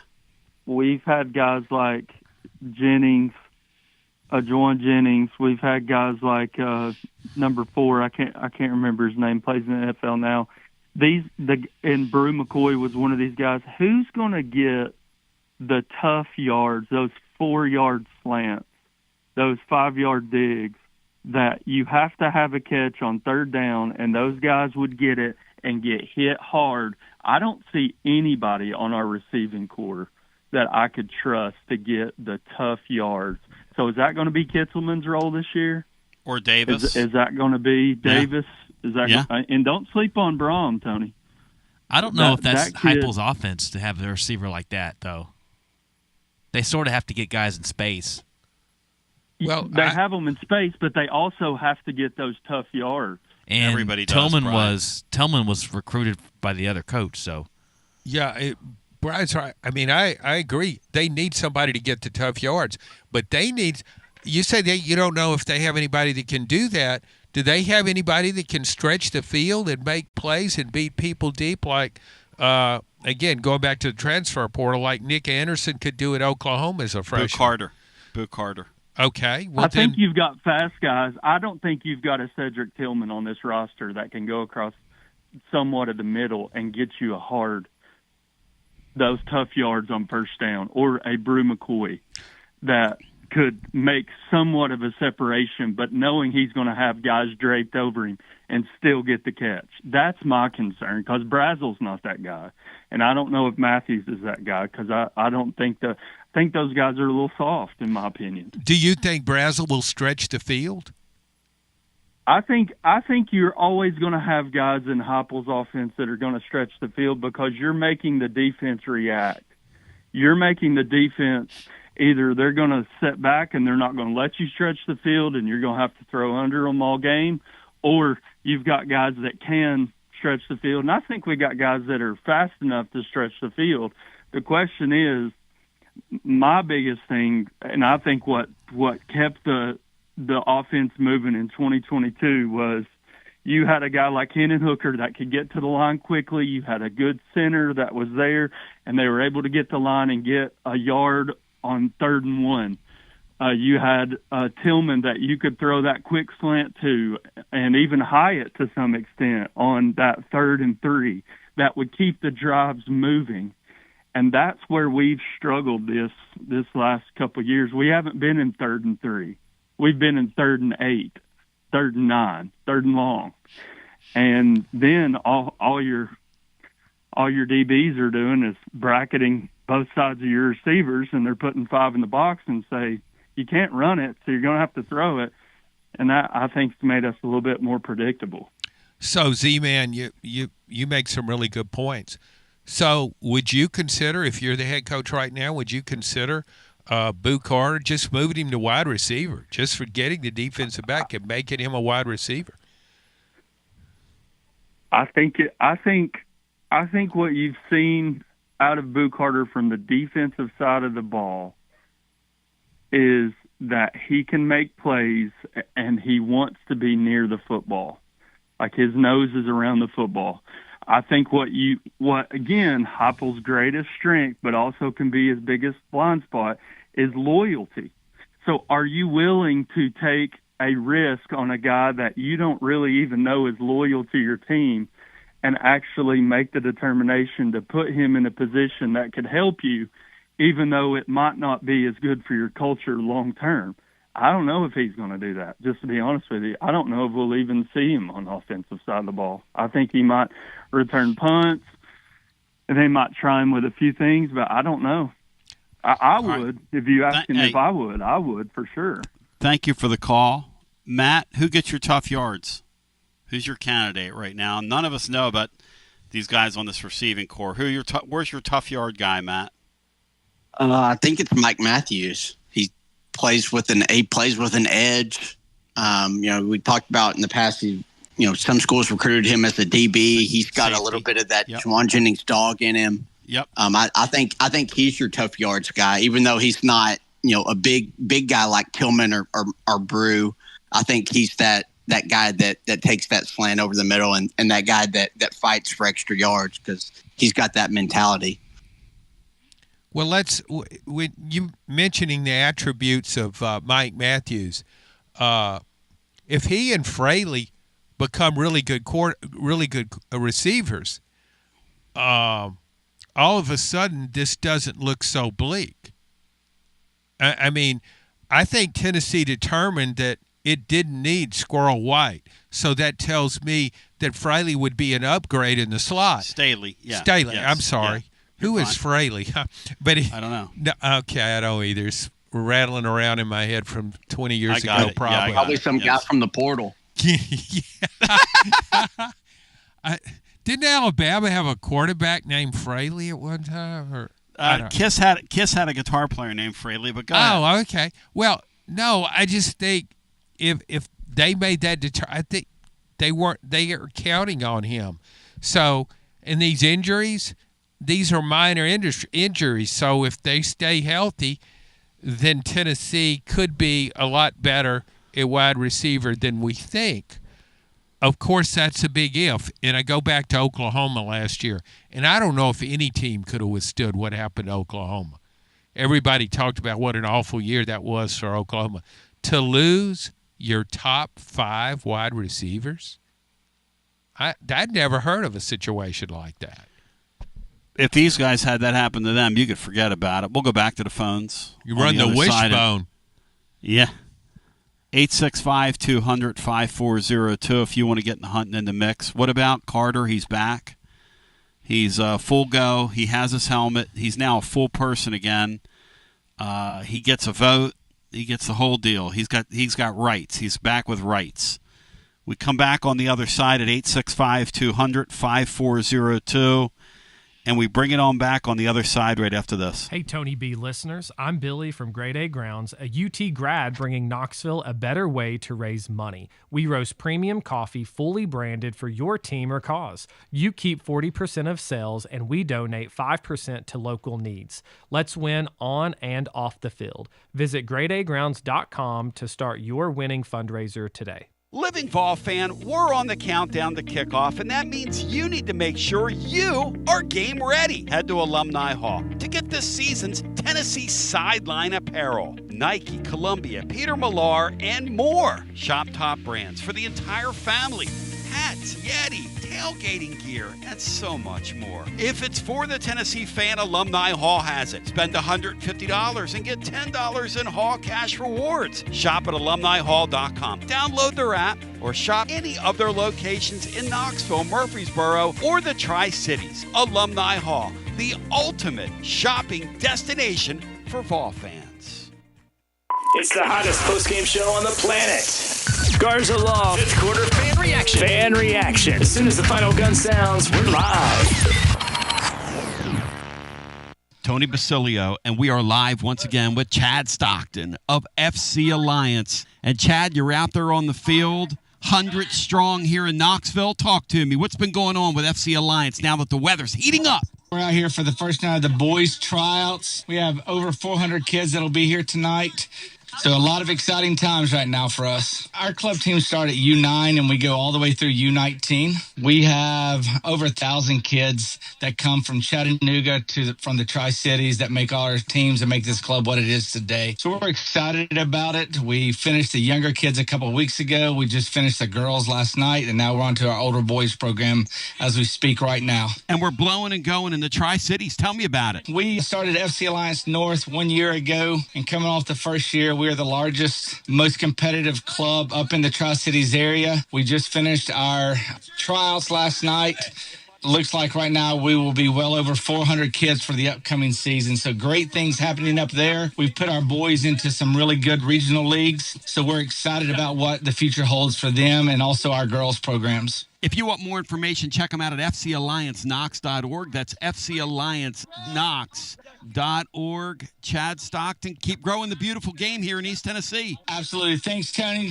Hi, I'm Jim Simpson, owner of Simpson Meats. When's the last time you grilled a really good burger or steak? One your friends still talk about. Our goal at Simpson Meats is to make that happen every time you have a cookout. All of our cuts of meats, steaks, burgers, briskets, and pork are always fresh, flavorful, and sustainably sourced. We are family owned, so we know the importance of knowing how and where your food is raised. We have been putting quality first since 1888. Visit our butcher shop off Lovell Road or online at simpsonmeats.com. Tony Basilio along with the great Mark Griffin. And we're here to talk about our friends at Performance Medicine. And Griff, their slogan, stay educated, stay healthy, That's you. Wow, I really like to think that, Tony, and I'd like to give Dr. Rogers a lot of credit because I definitely want to stay educated and healthy, and knowing that he's putting the time and effort in to make sure of my care, I want to encourage your listeners to put the time to learn and become educated and get to know Dr. Rogers and see if it can help with your health as well. And there's a really, really easy way to do that. In fact, they've got their own YouTube channel. You can see Dr. Rogers for himself with his staff. It's called The Performance Medicine Show over at the Performance Medicine channel over on YouTube. Also, more information at performancemedicine.net. To our friends in North Knoxville, a brand new location over in Fountain City, now accepting patients. So many ways to reach Dr. Rogers. And like they say, stay educated, stay healthy. Performance Medicine, online, performancemedicine.net.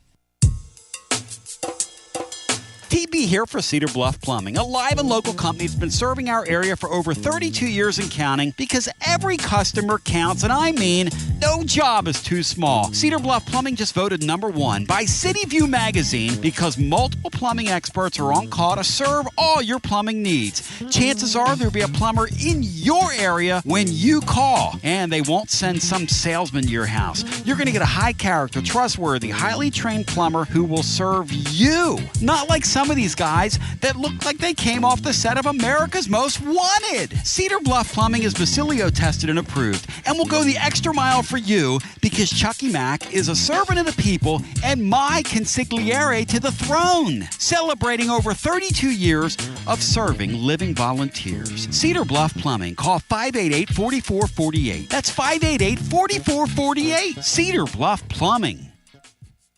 Attention Vol fans, are you tired of complicated, clunky fleet technology that makes your job harder? Say goodbye to frustration and hello to Connexial, your hometown partner in logistics. It's time to rev up your operations with next level fleet management from Connexial. Connexial is here to keep your business on track with technology that works as hard as you do. Our game-changing ELD gives you more than just hours of service. With AI-powered dash cameras and real-time asset tracking, you'll have eyes on the road, cargo, and your fleet from anywhere, anytime. And the best part, our friendly US-based customer support team is just one phone call away. No more long wait times or frustrating tech talk. Just real people with real solutions. With Connexial, you get a professional team you can trust and easy-to-use products that keep you on the road. What do you say, Tony? I'm ready.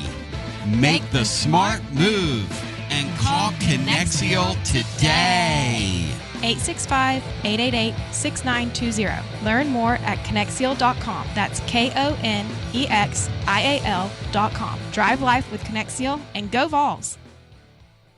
Basilio here, and you know my friends at Carnes Motor Company started with a dream over a quarter century ago. I met Rob and Brian back when I still had hair, and they were working at a huge dealership in West Knoxville. But they told me back then they wanted to sell cars on their terms, and I wanted to do radio on my terms.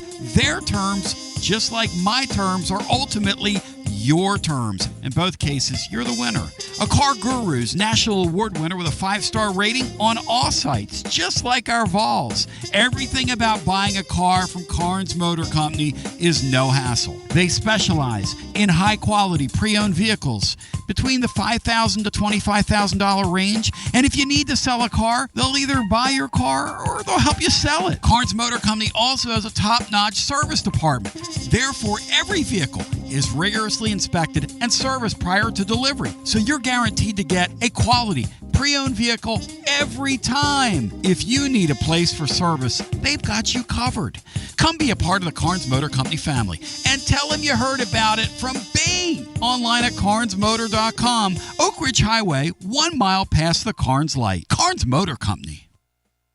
Yeehaw! Some people say betting online is still the wild, wild west. But with the VIP Play app, you're riding with the best. VIP Play app is hotter than a $2 pistol packed with flair.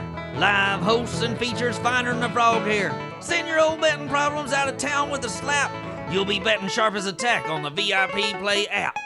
Don't be a better, be a better with VIP Play today. Download VIP Play today or head to VIPPlayApp.com. Gambling problem? Call 1-800-88-99789. Must be 21 plus and located in Tennessee to bet. TB back with you at 865-200-5402 is the numero uno, numero dos if you want to get in the hunting in the mix with us. And I sure do hope that you will. If you want to jump in, lots to talk about today, very little time to get there. Let's go back to the phones. And we'll get our next call in. Hello and welcome into Luke. Luke, welcome in. You're on the air. Yeah, I agree with John. I think, after thinking about it, I think he should definitely be suspended for the first half anyway. First half? At least the first When half. Philip Fulmer suspended, I think it was Arian Foster for the first quarter of the game. I love stuff like that, man. Hey, John, seriously, does Kirby suspend these guys, John?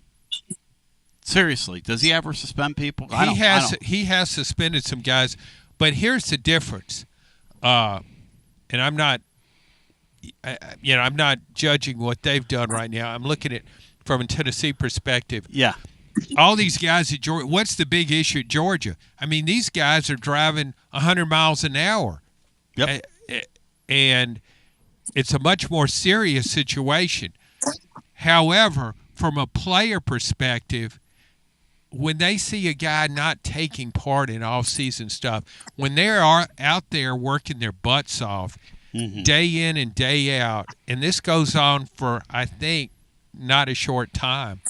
Couple weeks, 3 weeks. Yeah. I mean, they feel like he's disrespecting the entire team, and that, in a way, that might matter more to a player than if they heard some guy got arrested for driving 100 miles an hour. Okay, Tony. Georgia. Speaking of Georgia, that game is a must game. We've got to win that game this year. They've beaten us 8 years in a row. We can't keep thinking they're going to beat us every year. If we don't beat them this year, we know we're not going to beat them next year. So we've got to beat Georgia this year. It's a must game.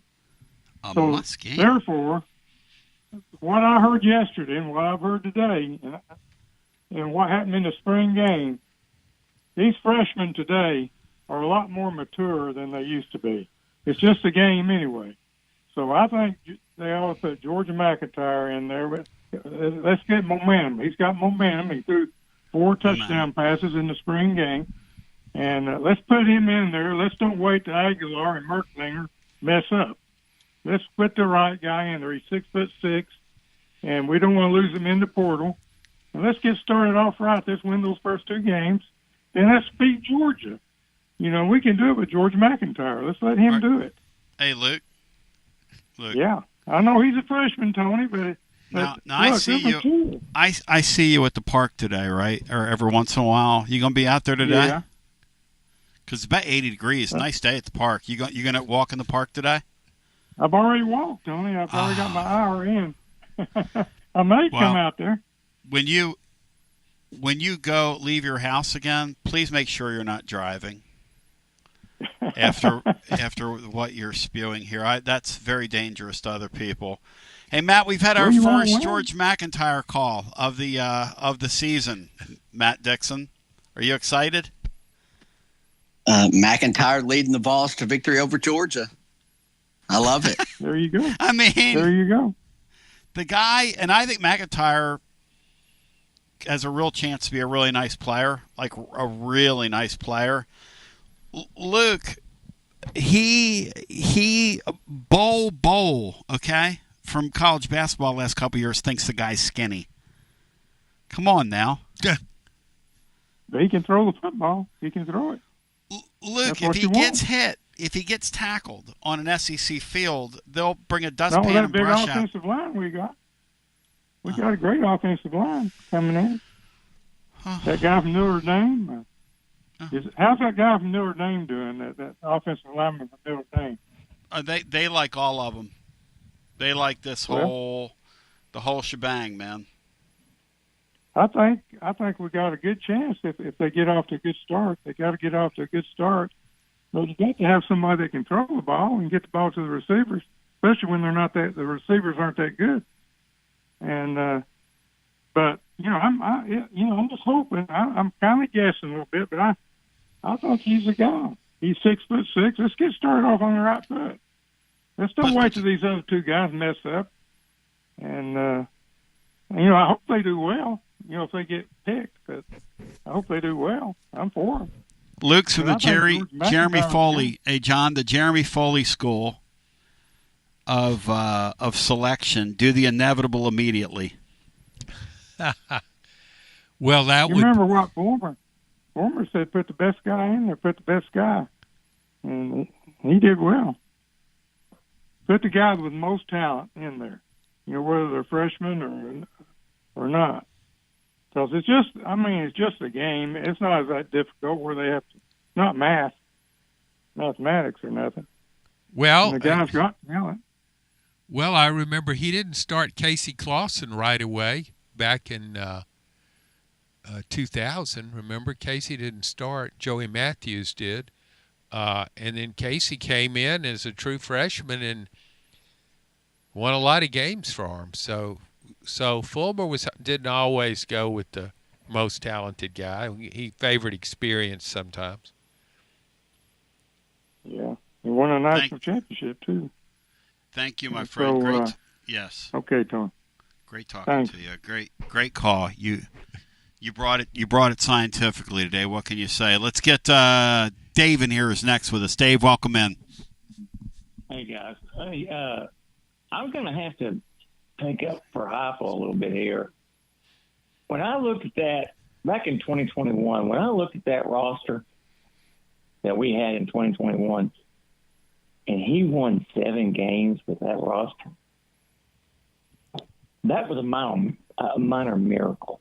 Yep. With that roster. That's how bad that roster was. It's one of the worst Tennessee rosters in the last 40 to 50 years. I'm serious, Tony. It was that bad.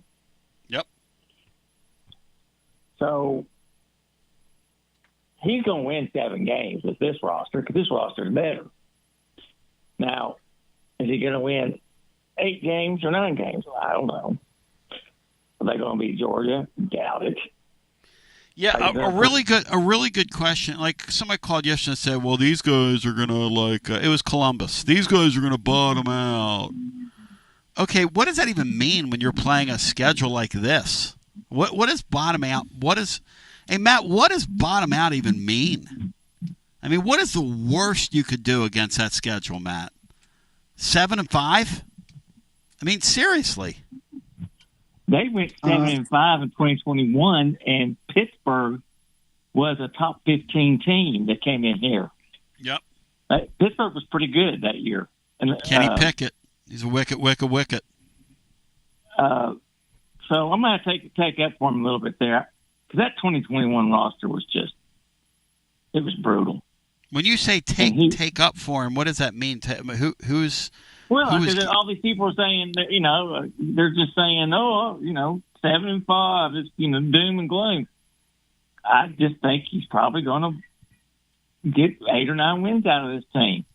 Well, see, I agree with you, and I don't think Tony was saying they wouldn't win 8 games. I think we've just been focused on one aspect that's baffling the to receiving me. core. Yeah. If Tennessee would have got the receivers that LSU got 2 guys, Georgia got 2 guys, or even if Tennessee would have just gotten Casey Concepcion from NC State, or even better, Eric Singleton from Georgia Tech.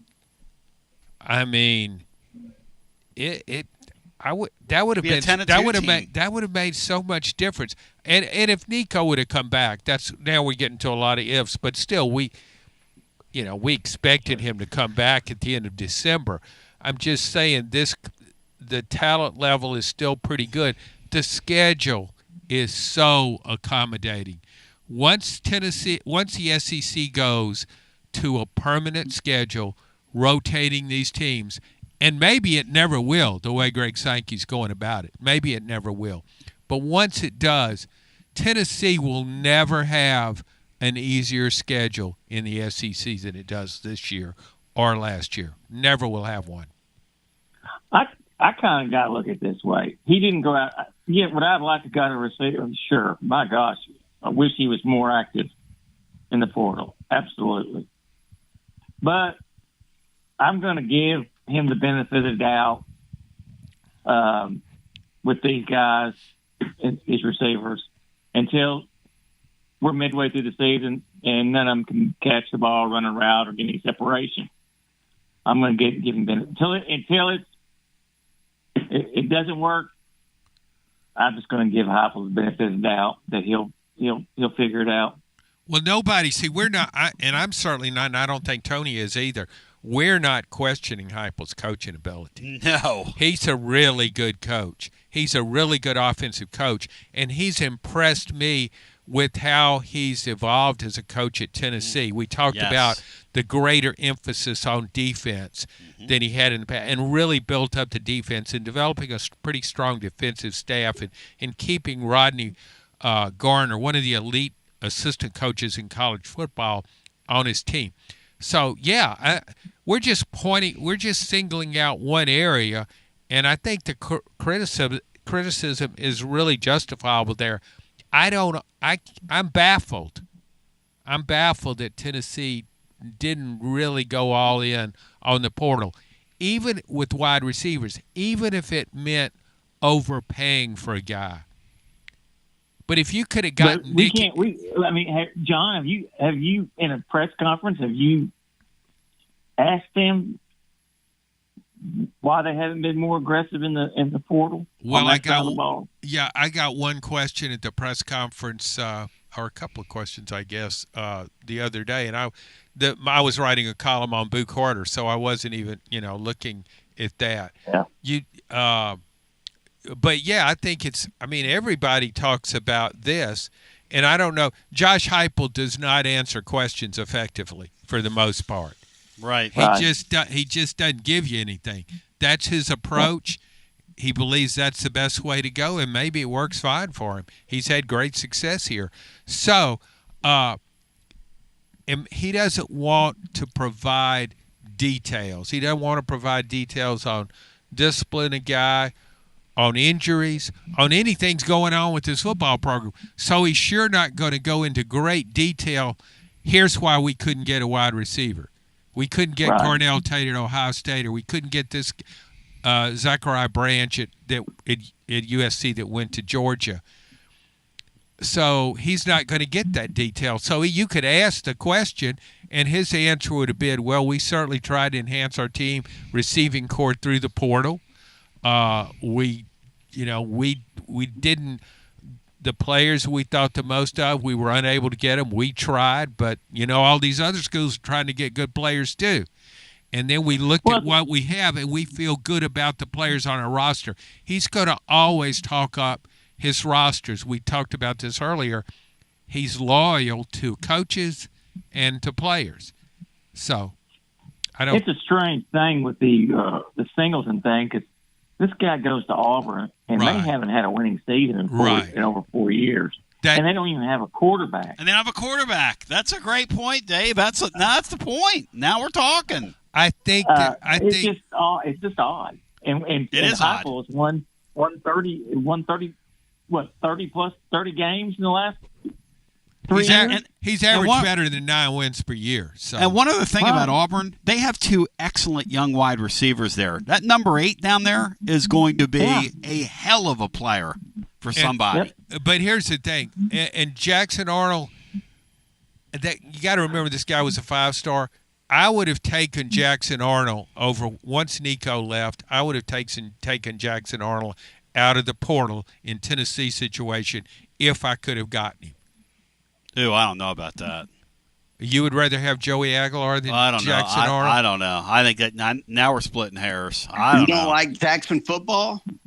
Matt, when he threw those 2 laterals against us, my loser alarm was on full fleek, man. I don't know if I'm touching that dude. Yeah, he runs the ball pretty good, but I don't know about his passing ability. And his decision making is just Tennessee swallowed him in that game. I mean, swallowed that poor guy. Well, Tennessee just signed a quarterback who led the country in interceptions last year. Well, you're nitpicking. Thank you, Dave, for the call. Have a great guy. Being nitpicky, but you do you. 865-200-5402. Glenn Ellerby is meeting with the depressed right now, and he's on a heater. He's on a heater at Media Days today. An absolute heater. He is throwing out the plaudits today unlike any other. Well, don't just talk about it. Give us an example. Back to the phones we go. 865-200-5402. We continue, and we'll get some more calls in on the other side after this. Guests appear on the TLD Logistics Hotline. Online at tldlogistics.com. Whether it's baseball, football, softball, church groups, or schools, if you're raising money, do it with locally roasted Grade A Grounds coffee. I'm Billy Miller, a Vol alum and Knoxville native. You keep 40% of sales, and we donate 5% back to our East Tennessee community. Get started today by visiting our website at gradeagrounds.com. Although summer is almost over, the last thing you want during sweltering heat is a broken air conditioner or HVAC system. That means it's more important than ever to keep you and your family comfortable and safe during extreme East Tennessee weather. Don't ignore the warning signs that your AC is struggling or nearing the end of its lifespan. And if you need emergency HVAC repairs, routine preventative maintenance, or want to invest in a new system, then call the trusted HVAC experts at Pipe Wrench Plumbing, Heating, and Cooling. This month, get up to a $1,000 discount when you buy and install a new air conditioner or HVAC system. We make it easy with free on-site estimates for replacements and free second opinions on repairs. And if budgets are tight, we offer flexible payment plans including 0% financing with credit approval. Be sure to ask about our 10-plus year warranties that are 2 times longer than industry standards so you don't spend a cent on unexpected costs in the future. So call Pipe Wrench at 865-264-8090 or book online at pipewrench.com to schedule your appointment today. And as always, same-day service guaranteed or the visit is free. Hi, I'm Jim Simpson, owner of Simpson Meats. When's the last time you grilled a really good burger or steak? One your friends still talk about. Our goal at Simpson Meats is to make that happen every time you have a cookout. All of our cuts of meats, steaks, burgers, briskets, and pork are always fresh, flavorful, and sustainably sourced. We are family owned, so we know the importance of knowing how and where your food is raised. We have been putting quality first since 1888. Visit our butcher shop off Lovell Road or online at simpsonmeats.com. Life never stops moving. And between the 30-minute commutes, daycare pickups, weekly soccer practice, Tuesday night yoga, X number of coffee runs, and that weekend trip to Grandma's, you're racking up the miles. What you need is a tire that can keep up. A tire designed for doers. A tire that's going to last. Like the exceptionally long-lasting Michelin Defender tire. With an 80,000-mile warranty and the safety and comfort you expect, you can forget all about the miles ahead and focus on getting to your destination or conquering your to-do list. Fleet Tire, I-275 exit 1B at East Woodland Avenue in Knoxville. That's Fleet Tire, I-275 exit 1B at East Woodland Avenue in Knoxville. Fleet Tire. Basilio here for Budget Transmissions. TGMD, the great Matt Dixon, took his Ford Escape to budget, and like our gold bullet back in the day, it was a total mess. And now, Matt's back in the game. He's got a new transmission, axle, wheel bearing, both radiator hoses, engine mounts, coolant hoses. I mean, his Ford Escape was about to escape to the junkyard, but he didn't begrudge it. He took it to budget, and now he's on his way back to Omaha. Budget Transmissions, over 30 years in business, conveniently located in Bearden. All extended service contracts are honored. A gold certified Repair Pal member. 865-584-4391. 865-584-4391. Budget Transmissions. Don't begrudge it. Take it to budget. Hey there, Basilio family. Jennifer Morris here with Keller Williams Realty. The countdown to fall football is on. Is your fall plan missing the perfect home to watch the Vols make another playoff run? If a new view is on your game day checklist, I'm ready to help you find it. Don't wait until kickoff. Give me a call today at 865-694-5904 or visit my website at nextmovesmokymountains.com. That's nextmovesmokymountains.com, and go Vols. Basilio here reminding you that when you want to sell your extra tickets to the game, you don't want to give your life away online with all your personal information just because you want to sell a few extra tickets. Clark Moore at Select Ticket Service will gladly buy your extra game tickets and your extra parking passes. And the best part? Clarky Boy pays cash. 865-919-1016. 865-919-1016. Clarky Boy pays cash at Select Ticket Service. Clarky Boy pays cash. Tony B here with the great Zakai Ziegler for Advent. Hey, whoa. Tony, I got this. Hey, Tennessee, it's Easy here. Next time you have an electric issue at your home or business, call my friends at Advent Electric. With offices in Knoxville and Nashville, it's Mama's Easy approved. You heard it from the most electrifying player in the league. Call the service professionals at Advent Electric, 865-588-0631. Online, adventelectric.com. Tell them ZZ sent you.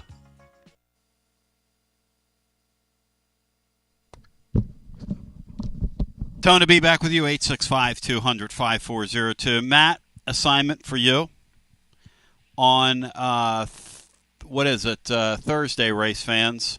We're going to look at that first coaches poll. We're going to do overrated, underrated. Overrated, underrated.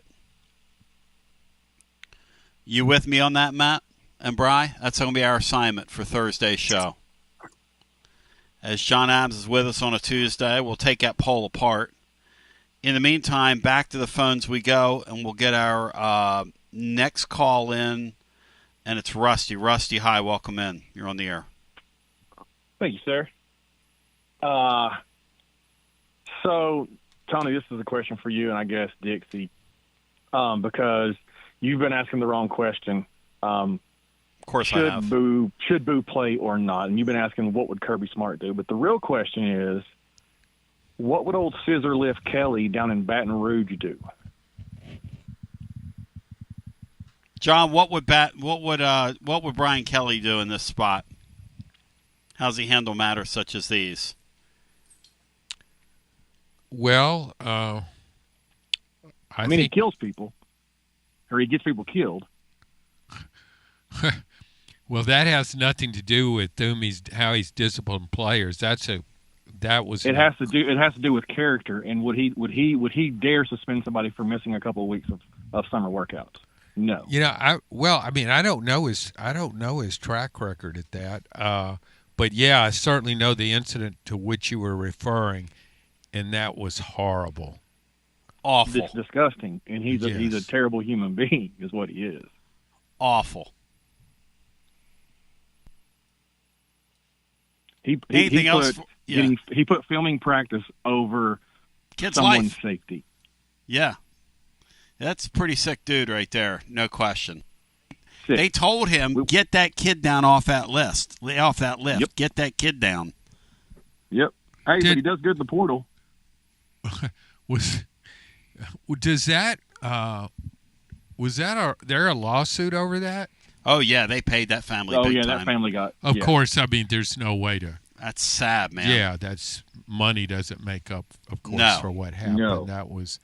I think, though, in general, coaches are so fixated on the minutia and so narrow-minded in thinking about, how every little thing matters. A practice, videotaping a practice like it's the end of the world. And here you have a life-threatening situation. I could see a tornado approaching, and everybody said, "We got to get to shelter." And the coach said, "No, we got to run one more drill." A lot of those guys, the mentality is it's kind of like people because I live near a golf course, and we'll hear the thunder and see the lightning, and there are people still out there playing even after they've blown horns. I mean. It's just like that's the mentality. The mentality is I'm going to stay out here and hey Brian, hey coach, we need to get that kid down. No, just blew him right over, man. Some coaches don't even know who the president is. Rusty, wasn't that kid texting people, "I'm going to die up here"? Wasn't he texting people He that? was texting family members and people on the ground both of how scared he was. Yeah, and and not just all the warnings to Brian Kelly. Go look up his actions after the scissor lift fail. Everybody go research that. Wow. It's as bad as him not letting the kid come down. Why? I'm surprised that Notre Dame didn't fire him. I am too, and I'm surprised he's at LSU right now. But it just, it's kind of like what we're back to. If you're successful and you can do it in this world, they're going to hire you. It's kind of like the whole Bobby Petrino thing. If you're successful and you can do it, you're getting another opportunity. And as far as Boo goes, I don't know if he should be suspended or not. I would say if the team's okay with him dressing and playing in that game, that's what matters the most. They're the ones that were doing the summer workouts. So who knows?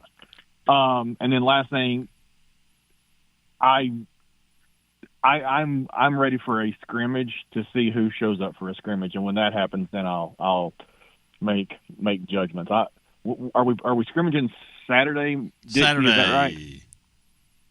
Yep. I remember the good old days when the media used to be able to watch all the scrimmages. Yep. Those are long gone. I was wondering that yesterday. The NFL pretty much has open access to fans and media. Yes. Like leading up to the start of the season. Sure. For Yes. all their everything. Yes. Would Sankey ever step in and say, no more closed practices, or the commissioner of the Big Ten, no more closed practices, open the doors, we can monetize it, we can make money off of allowing fans to come in for practice and the media being there for full access to everything that goes on. Nobody has secrets. If you want to have secrets, do it in the film room, do it, in the conference room and do some walkthroughs in suits and no shoes on or whatever. But on the practice field, when you're practicing, the media's allowed. Would a commissioner ever step in and do that? I don't think that I love that idea though. And when you mention a chance for more revenue, that gets their attention. Yep. I mean, they don't care about whether the media can see a practice, but if they thought, hey, if we let the fans, I remember the one year I covered the Pittsburgh Steelers, and they played in St. Vincent's College was where their training camp was. It wasn't in Pittsburgh. And they had fans that took vacations, summer vacations, and came there, stayed in hotels, and watched the team every day. So they were able to watch this team come together, watch the Steelers build a team for the season. And other teams, I'm sure, do that too in the NFL. There's just so much more access, and fans get to see so much more. Boy, though, that's a good idea. Make it a point of revenue. What do you think Tennessee could – you'd have to set up – I mean, how would you practice, though? The practice doesn't – you could just set up bleachers sure. At the outdoor practice facility? How much would you charge for that? Or how about the Saturday scrimmage, right? Charge $10. Go in there and watch a scrimmage. I mean, what's No. You don't charge $10. You charge $50. Fans are hungry for football in preseason, and you've got a limited number of seats. So yeah, make them pay. To Rusty's point, though, I'm watching the NFL. Like I'm sitting upstairs now, and I've got ESPN on, and it's either the Cowboys or the Lakers all day here on ESPN. I don't know how they do this. It's got to be more mind-numbing than what I'm doing right now, which is pretty damn mind-numbing. But I'll tell you this: the every time I look up, it's somebody connects with somebody for a touchdown in camp. This person did this. They've got cameras at all these camps, to Rusty's point. There are people all around at these camps. There are fans. I used to go as a kid and watch Randall Cunningham when he had his Jerry curl. He looked like young Michael Jackson out there in 1984. And Reggie White would walk by us, and Jerome Brown. I mean, when I was a kid, I used to go to all the camps, and they would let you walk in. You could walk right up. It was at Westchester University. You would walk up. You would stay for 30 minutes, and you'd get your fill of – because I lived like 15 minutes from it. And then you'd leave. And I don't – this whole secret society thing that we've done, Nick Saban is the reason for that season, my friends. Nick Saban is the reason for that season. And, Rusty, thank you for the call. We'll do a quick TLD Logistics overtime. because I want to ask these guys a couple questions, then we're going to get out of here, on what has been an incredible Tuesday. I hope you're having a Dwight Gooden wherever you are. It feels like football season here, I'll tell you that. Last couple days it's been like at 80 degrees, 80-ish. At night it's got a little tinge in the air. It's right around the corner. Soon a lot of our questions will be answered, and a lot of our answers will have questions. What's the humidity and wind velocity out there now, Tony? Do you know? I've got a barometer here on my wall. We've got one of these old barometers. It says barometric. The humidity is 55% right now. As we take a brief time out. No, actually, that's the end of our live show. We're on, what are we doing? TLD Logistics Overdrive Overtime, here it comes. 40 AM, 99.7 FM. Translator W259AB. Powell, Knoxville.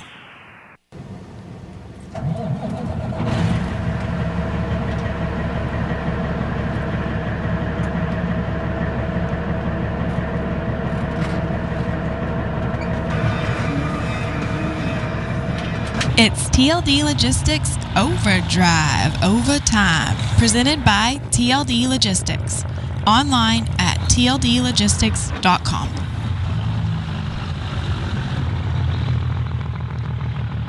And now let's go to the guys with today's edition of TLD Logistics Overdrive Overtime.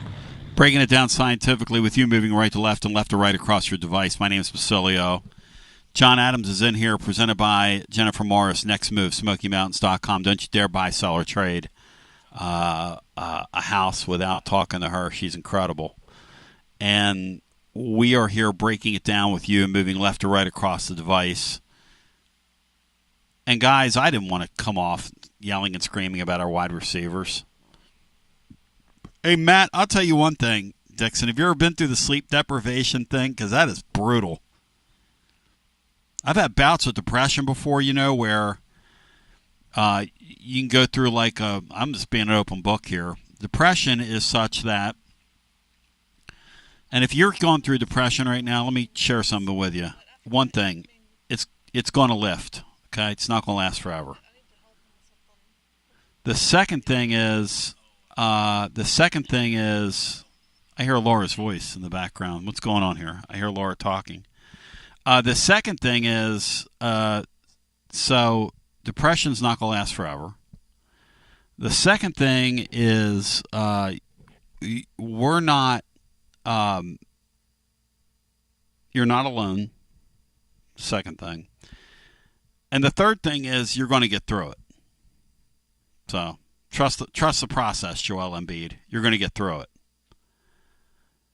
But today, I never intended to get on the air and yell and scream like a wild man about our goofy wide receiver situation. I mean, what's the point? It's camp.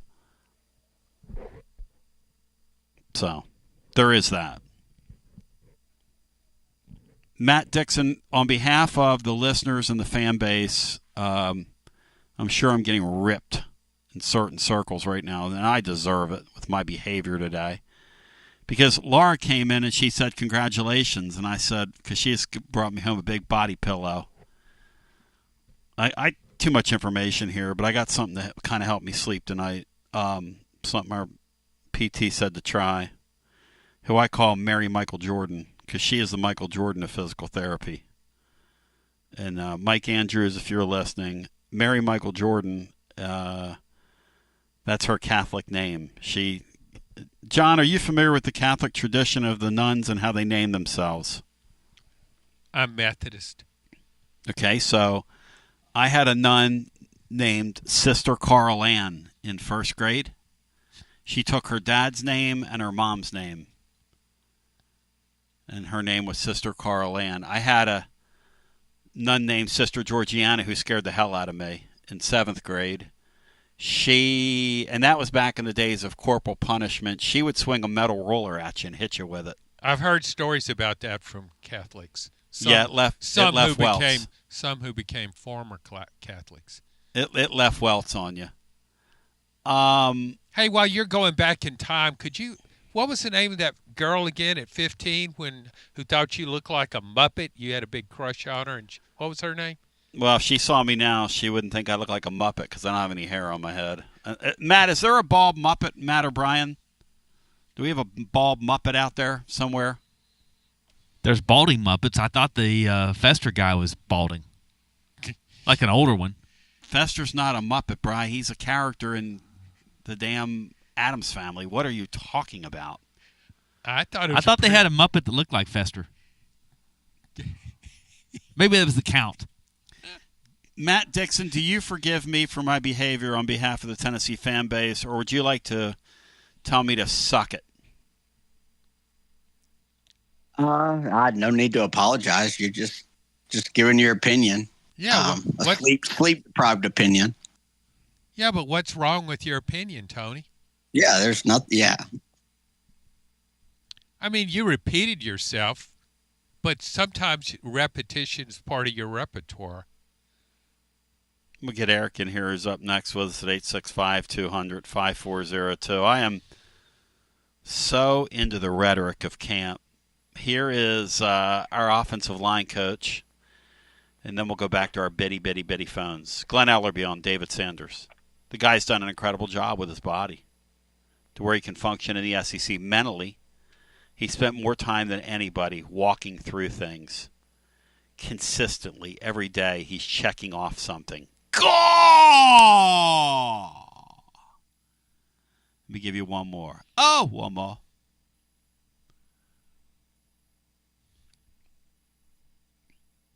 I like it. Mm-hmm. I love it. I want some more of it.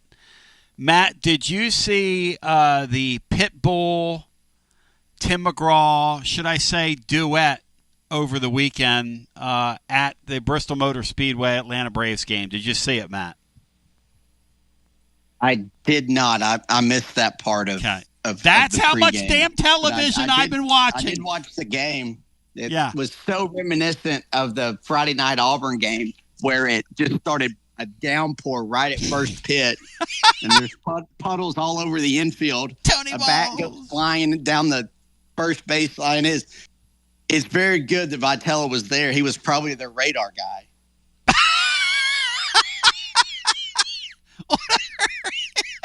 What a great line. Tony Balls on the radar. Glenn Ellerby on Lance Hurd.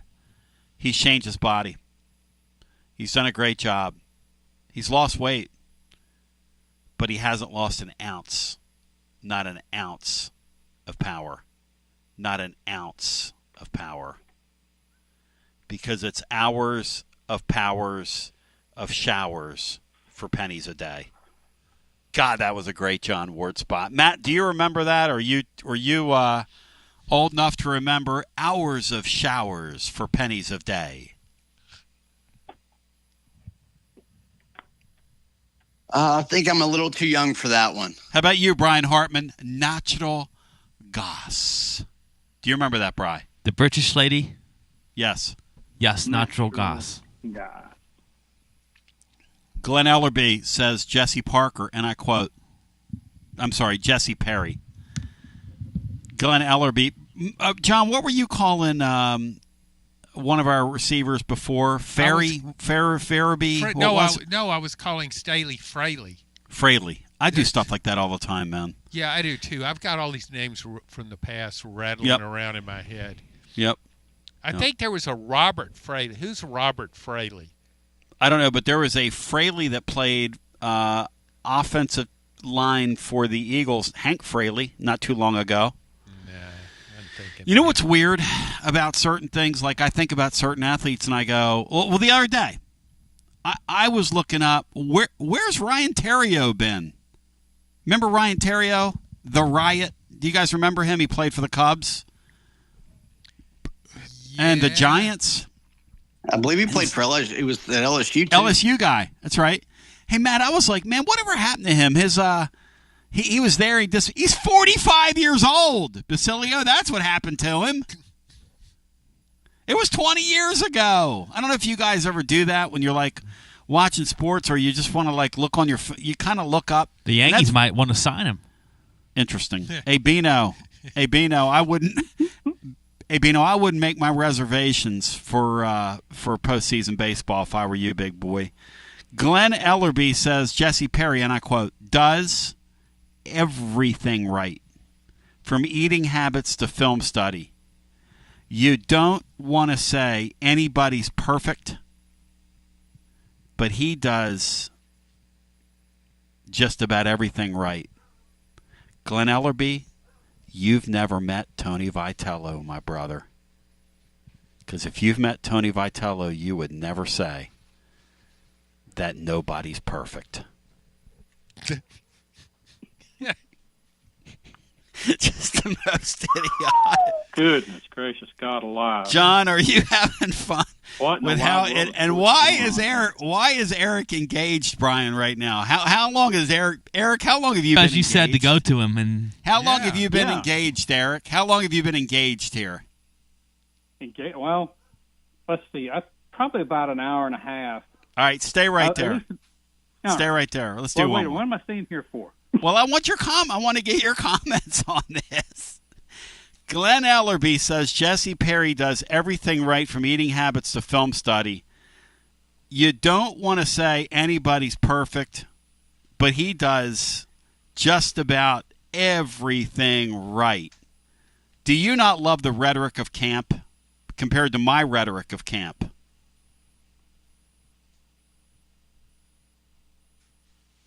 What do you think, eh? The rhetoric of camp. Did he disengage you now? I was trying to engage you, and now he disengaged you. You say hold right there, engage. Well, Brian, you put him up, and then you say hold right there. I said I was trying to involve him in our conversation. You did, John. How about that? I was trying to involve the guy in our conversation, and he disengaged him. John. Well, no, Tony, I'm still here. He's still there. Oh, I'm sorry. Dude, that was just I can't figure out whether I can't figure out whether I'm on or not. I didn't hear the beep, and then you stop talking and say, "Hey, are you there?" And it's like, "Okay, yeah, I'm here." I wait for my turn to come in. Right? You were like laughing and giggling in the background, and you were kind of vibing with it. And then you were sitting there going, "Is Basilio doing this thing that he does where it's going to be 20 damn minutes?" I'm gonna tell you, you don't need Titans Bill to call into the end of this show. Not the way you're hosting today, brother. It's and God bless you, because you are Roach. I can tell. Listen, I'm Roach. Let me try and bring some sanity back to this. The Glenn Ellerby stuff, I'm going to jump right all over this. Yeah. The notes that he's hitting are rhyming with sleep coach, the life smoothies, the leadership reps. I'm telling you, I'm hearing a note of Butch Jones in there. Maybe it's all just in my mind. Maybe some PTSD coming back. Maybe I'm getting like Tone and I'm flashing back. But as far as the balding Muppets, I'm gonna go back to that, man. Yeah, there are a couple of balding Muppets. The two old guys that sit up in the balcony, Statler and Waldorf. That's kind of you and Beano, on the Friday and Monday. That's the two Muppets there. Damn, you can't say things like that to me. I mean, that's ridiculous. We love Statler and Waldorf. What are you talking about? They're the ones that actually make the comments about, wisecracks about the show. Those guys are great. All right. So they even reached out to the follically challenged and the Muppets. So Henson covered all bases, huh? I think they did. Well, those were balding, like we said, not just totally, Lex Luthor bald, that kind of thing. But hey, I want to go back to something Adam said about Clausen in 2000. My recollection of that was that Clausen was injured, and therefore he could not go to start the season. He didn't get in there until a few games after the season had started. And this is one of my what if moments too, because our quarterback play coming into 2000 was just so spotty. But Clausen, he knew what he was doing. I always felt like if you got Clausen starting as your starter from day one, you would not have lost to Florida. You would have been playing for an SEC championship that year with a freshman as a quarterback. My 2 cents, take it or leave it. Matt, yes or no? And then Adams. What do you guys think? Well, I thought that Clausen, I remembered him playing before then as a backup.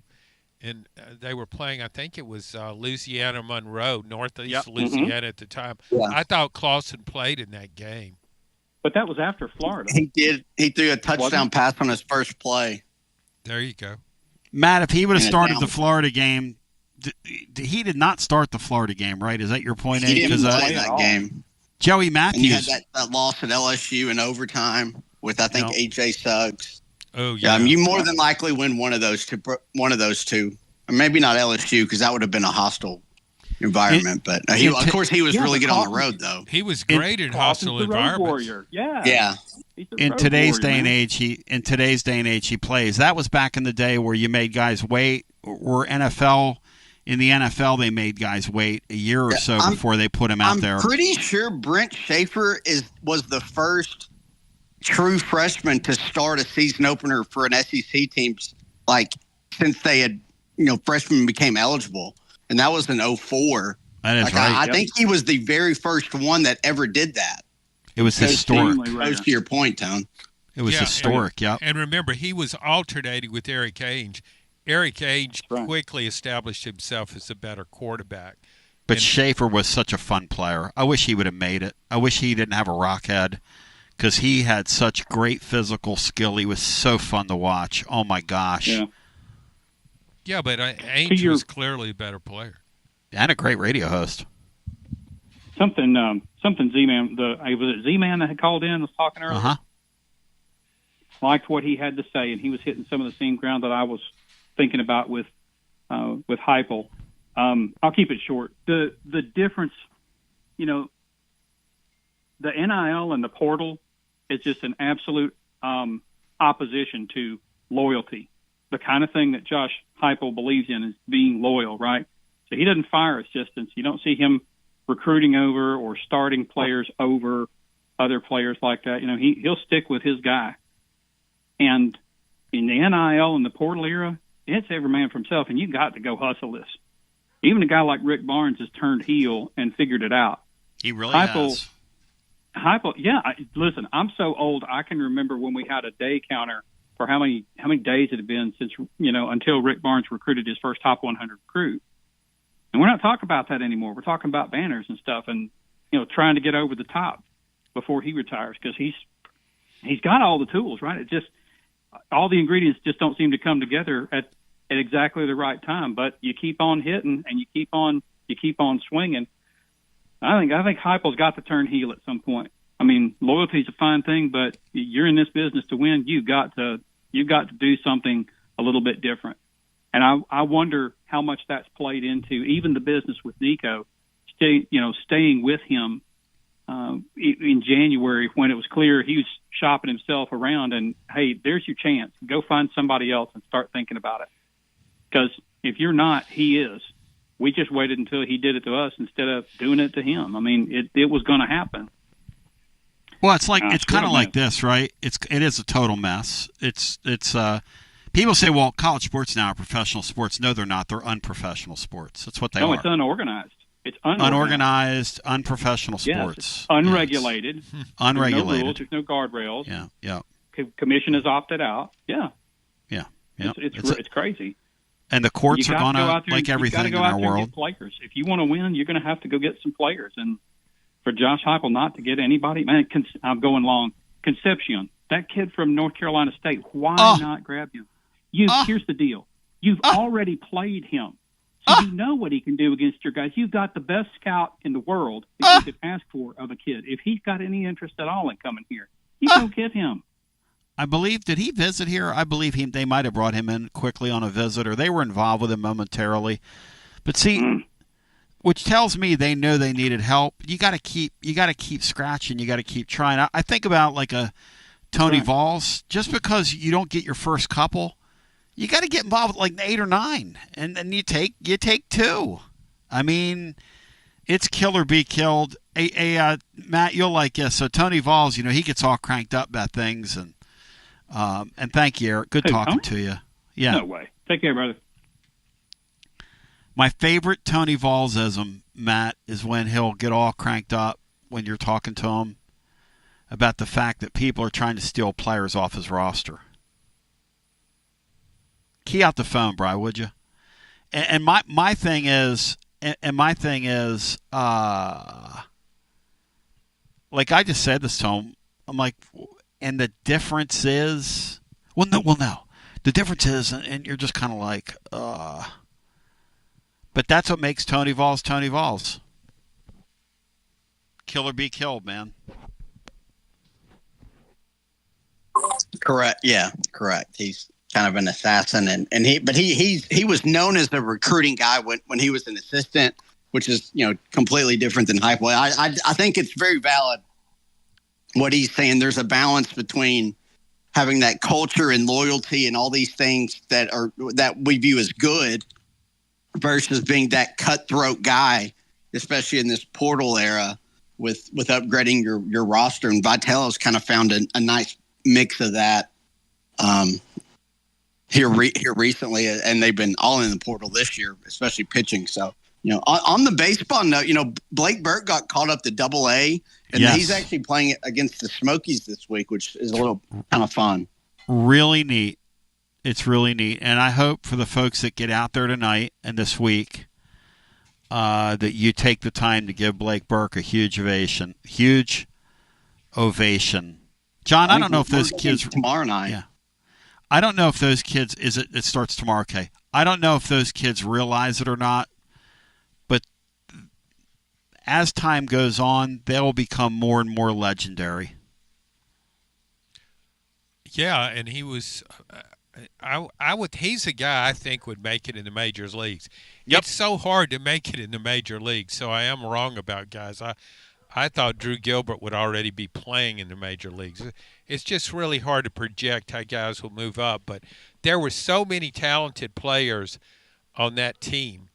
And on all Vitello's last few teams, there's so much talent, and there's more talent coming down the pike. I mean, we're gonna see another very talented roster in 2026. And then the other thing on your radar should be in hoops. The thing to watch is this Berg kid from Israel is trying to make, for the Eurobaskets, he's trying to make the Israeli national team. And that is a professional team. And the fact that he's even under consideration should speak volumes to the type of player potentially he is. Now, talking to people internally at Tennessee, the one thing they don't know about him is, will he be able at this level to adequately guard people? How quick is he? And we're not going to know that till he gets here.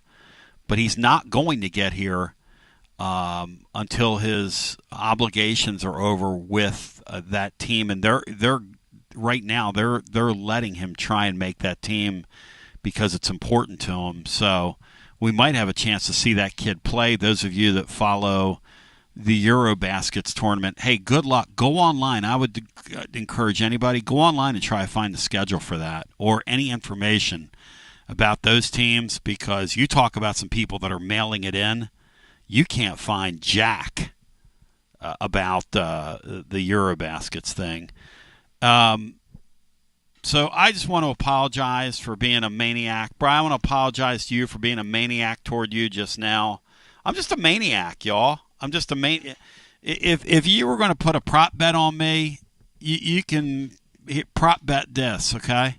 Somebody in my household is going to get snapped at, and it ain't going to be Laura, because she's going to look at me and go, stop it. And I'll stop it.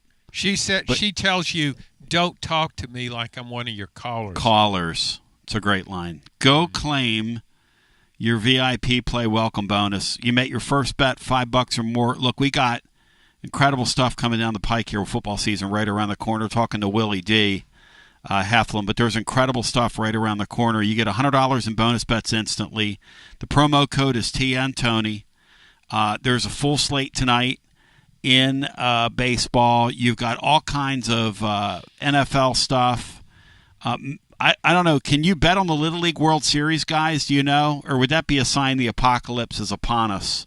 But they've got all 12 Tennessee football games you can bet on for the upcoming year. All kinds of props, plays, fun stuff. 200 different leagues, numerous bet types, props, options. And if you have a bet in mind and can't find it, the VIP play team will create it for you if it's compliant within the state regs, because that's why everybody gets treated like a VIP at VIP play. VIP play, ladies and germs. If you have a gambling problem, 800-889-9789, 21 and over in the state of Tennessee to place a bet. Here's the other rub here on the way out. How about them adding the NCAA tourney and taking it to 76 teams, John? Greg Sankey wants a 76-team tournament. These people are total pigs. Pigs. John, why do we need a 76-team basketball tournament when 68's too many? Because more teams means more money. And more to the point, more teams means that Jimmy's jet, he'll need an armada or a fleet of jets. Because here's the thing. What is the point in playing a season when everybody in your damn league is going to make the NCAA tournament? Well, if we would have had 76 last year, Brian Hartman, you're better at this than I am, and Matt, than me and John are. How many teams would have made the NCAA tournament last year out of our league, Brian? Well, probably 14 because LSU and South Carolina were not making it. They were bad. So I'd say just 14. This guy wants 14 teams annually because it's more the cut of the revenue, and then the more you win, the more money your league gets. It's not about making the sport better. It's not about letting the mid-majors play. It's not about finding a way for the MTSUs and the ETSUs when they have great seasons and get beat in their conference tournament to get in. I mean, Matt, is there anything these guys won't touch and ruin in the pursuit of greed? Is there anything they won't ruin, Matt? No, not if they can make some extra TV revenue. Can you imagine, Matt, a sport where 76 teams are going to make the playoffs in that deal? Again, it would just water down the regular season more. It already means nothing. Yes, it correct. already means nothing. For the most part, yeah. Playing for seeding.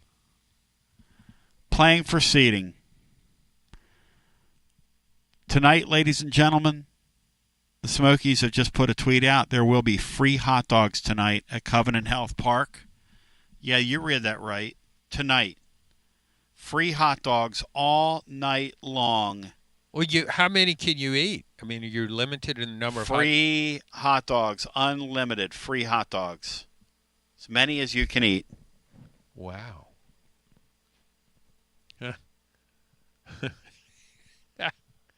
Okay. John, do you have any friends that could, like, back in the day, could have thrown it down? Because my son Anthony had a free hot dog deal. Like we went to a dollar dog night in Philly one night when he was we were moving his stuff up to school, and they used to do dollar. They discontinued that there because people would buy the hot dogs and they would throw them at each other. My best friend, Mike Phelps, growing up, Mike could he could. I remember one time we were at LSU and we were eating the school cafeteria. We were just finishing up our breakfast. Phil Graham and I, my roommate, and Mike sat down at the table with a full tray of food. And hey, we'll see you later. We're off to class. He says, "Wait a minute, and I'll join you." And I mean, he devoured that food in a couple of minutes. He once drank. He could drink a half a pitcher of beer in 4.5 seconds. Ew. Ah. Yeah. So he could have eaten a few hot dogs. I remember watching Chuck Charlet, kind of Cajun friend of mine. Great name, Chuck Charlet. Wow. Charlet, yeah. They were Chuck, great guy. Chuck, I remember him eating a dozen donuts, Krispy Kreme donuts. Yes. And he was still hungry. Matt, can you imagine if you ate a dozen donuts, how just gross that 10th and 11th donut would taste? Think about that. Just that sugar in your mouth. Yeah. I mean, well, if you could taste anything at that point. It didn't even phase Chuck. But here's my question for anybody listening. And I never eat a hot dog, ever. Like if I go to a restaurant, I'm eating a hot dog. I'm eating something else. When you go to a baseball game, why? What is it about the time and the place that there's something about that makes it taste good there? Brian, do you agree with that? That there's something about when you're in a ballpark that just makes a hot dog taste better? Chili makes it taste better for me, no matter where I'm at. Chili, Brian? Yeah. Well, I only eat chili with hot dog. I want chili as my topping, and that's what I want. Tony, I remember when at the News Sentinel many years ago when Nick Gates was on our Love staff. Nick Gates. Great guy. Nick, a great baseball guy. And Nick was really good friends with Jim Bletner, who was an associate A or assistant AD at Tennessee, and he was over certain things. One of them was, I guess, the concessions, because somebody would bring just a box full of hot dogs from Neyland Stadium for the desk guys, our sports desk guys, working late. I think they referred to them as death dogs. Let's go, man. Let's get some death dogs. All you could eat. There's just something about a hot dog at a ball game. And then for me, the other thing that if I go to a baseball game, especially if I got back to Philly, which I was supposed to be there right now, but soft pretzels in that city, like at those downtown bakeries, oh my gosh, when they're just made. So, John, back to Catholic school, we used to have one thing about Catholic school is they teach you commerce, you know. So as a kid, they would have us selling like candy. You'd go around like your neighborhood and sell like candy. I'm not kidding. And it taught you how to like count and keep track of things and keep your inventory. And of course, you would eat half of it on the way home, and then I'd ask my mom for like $5 at the end of it. But the other thing they would do is they would deliver from the city those soft pretzels and that salt on those soft pretzels, and they would come frozen solid. And it was unbelievable how good those damn things were. We would sneak in there and steal, baby, steal as kids when we figured out the room where the pretzels were. I mean, it's just the things you remember from being a kid. Yeah, I'm not getting the Catholic connection to the pretzels there. What was that? They're just constantly selling things. It's just constant commerce. Okay. And so you would come in and, you know, how many do you want? And my brothers that had already gone through school there, they were like, hey, you got to get, and I hadn't been to school yet, and they were like, have they brought the pretzels yet? Because they would tell me, you're going to St. Patrick's Jail. That's what they called it, not school, St. Patrick's Jail, which really made you as a kid a little bit pensive about the whole experience. Well, was that your wannabe girlfriend as a teenager who thought you looked like one of the Muppets? Was she Catholic? I don't know. That was high school. So okay. My dad gave me a choice. He said you can either go to a public school or you can go to the Catholic high school. I looked at him and said, okay. I'm going to get out of jail here. No offense to anybody listening, but... Hey, Matt, can you imagine me in a spot where there's a bunch of rules and regulations? Because it did not work with me, even though I did find a way to get along. What are we doing? Okay, so it's been a lot of fun. Anybody else have anything they'd care to add? So Blake Burke's in town tonight. That's good stuff. Anything else that we've got to do? And Brian Hartman, much love to you. Thank you, brother. Thanks to all the great calls today. Sorry for my conduct today. Hey, Tony, I just had a final thought. I want to be clear on, do you think Tennessee has enough depth at wide receiver? Yeah, because they only play two guys. Okay, just want to be sure. And they're going to be great. The guys they have are going to be great. Love you. Appreciate your peace. GBO.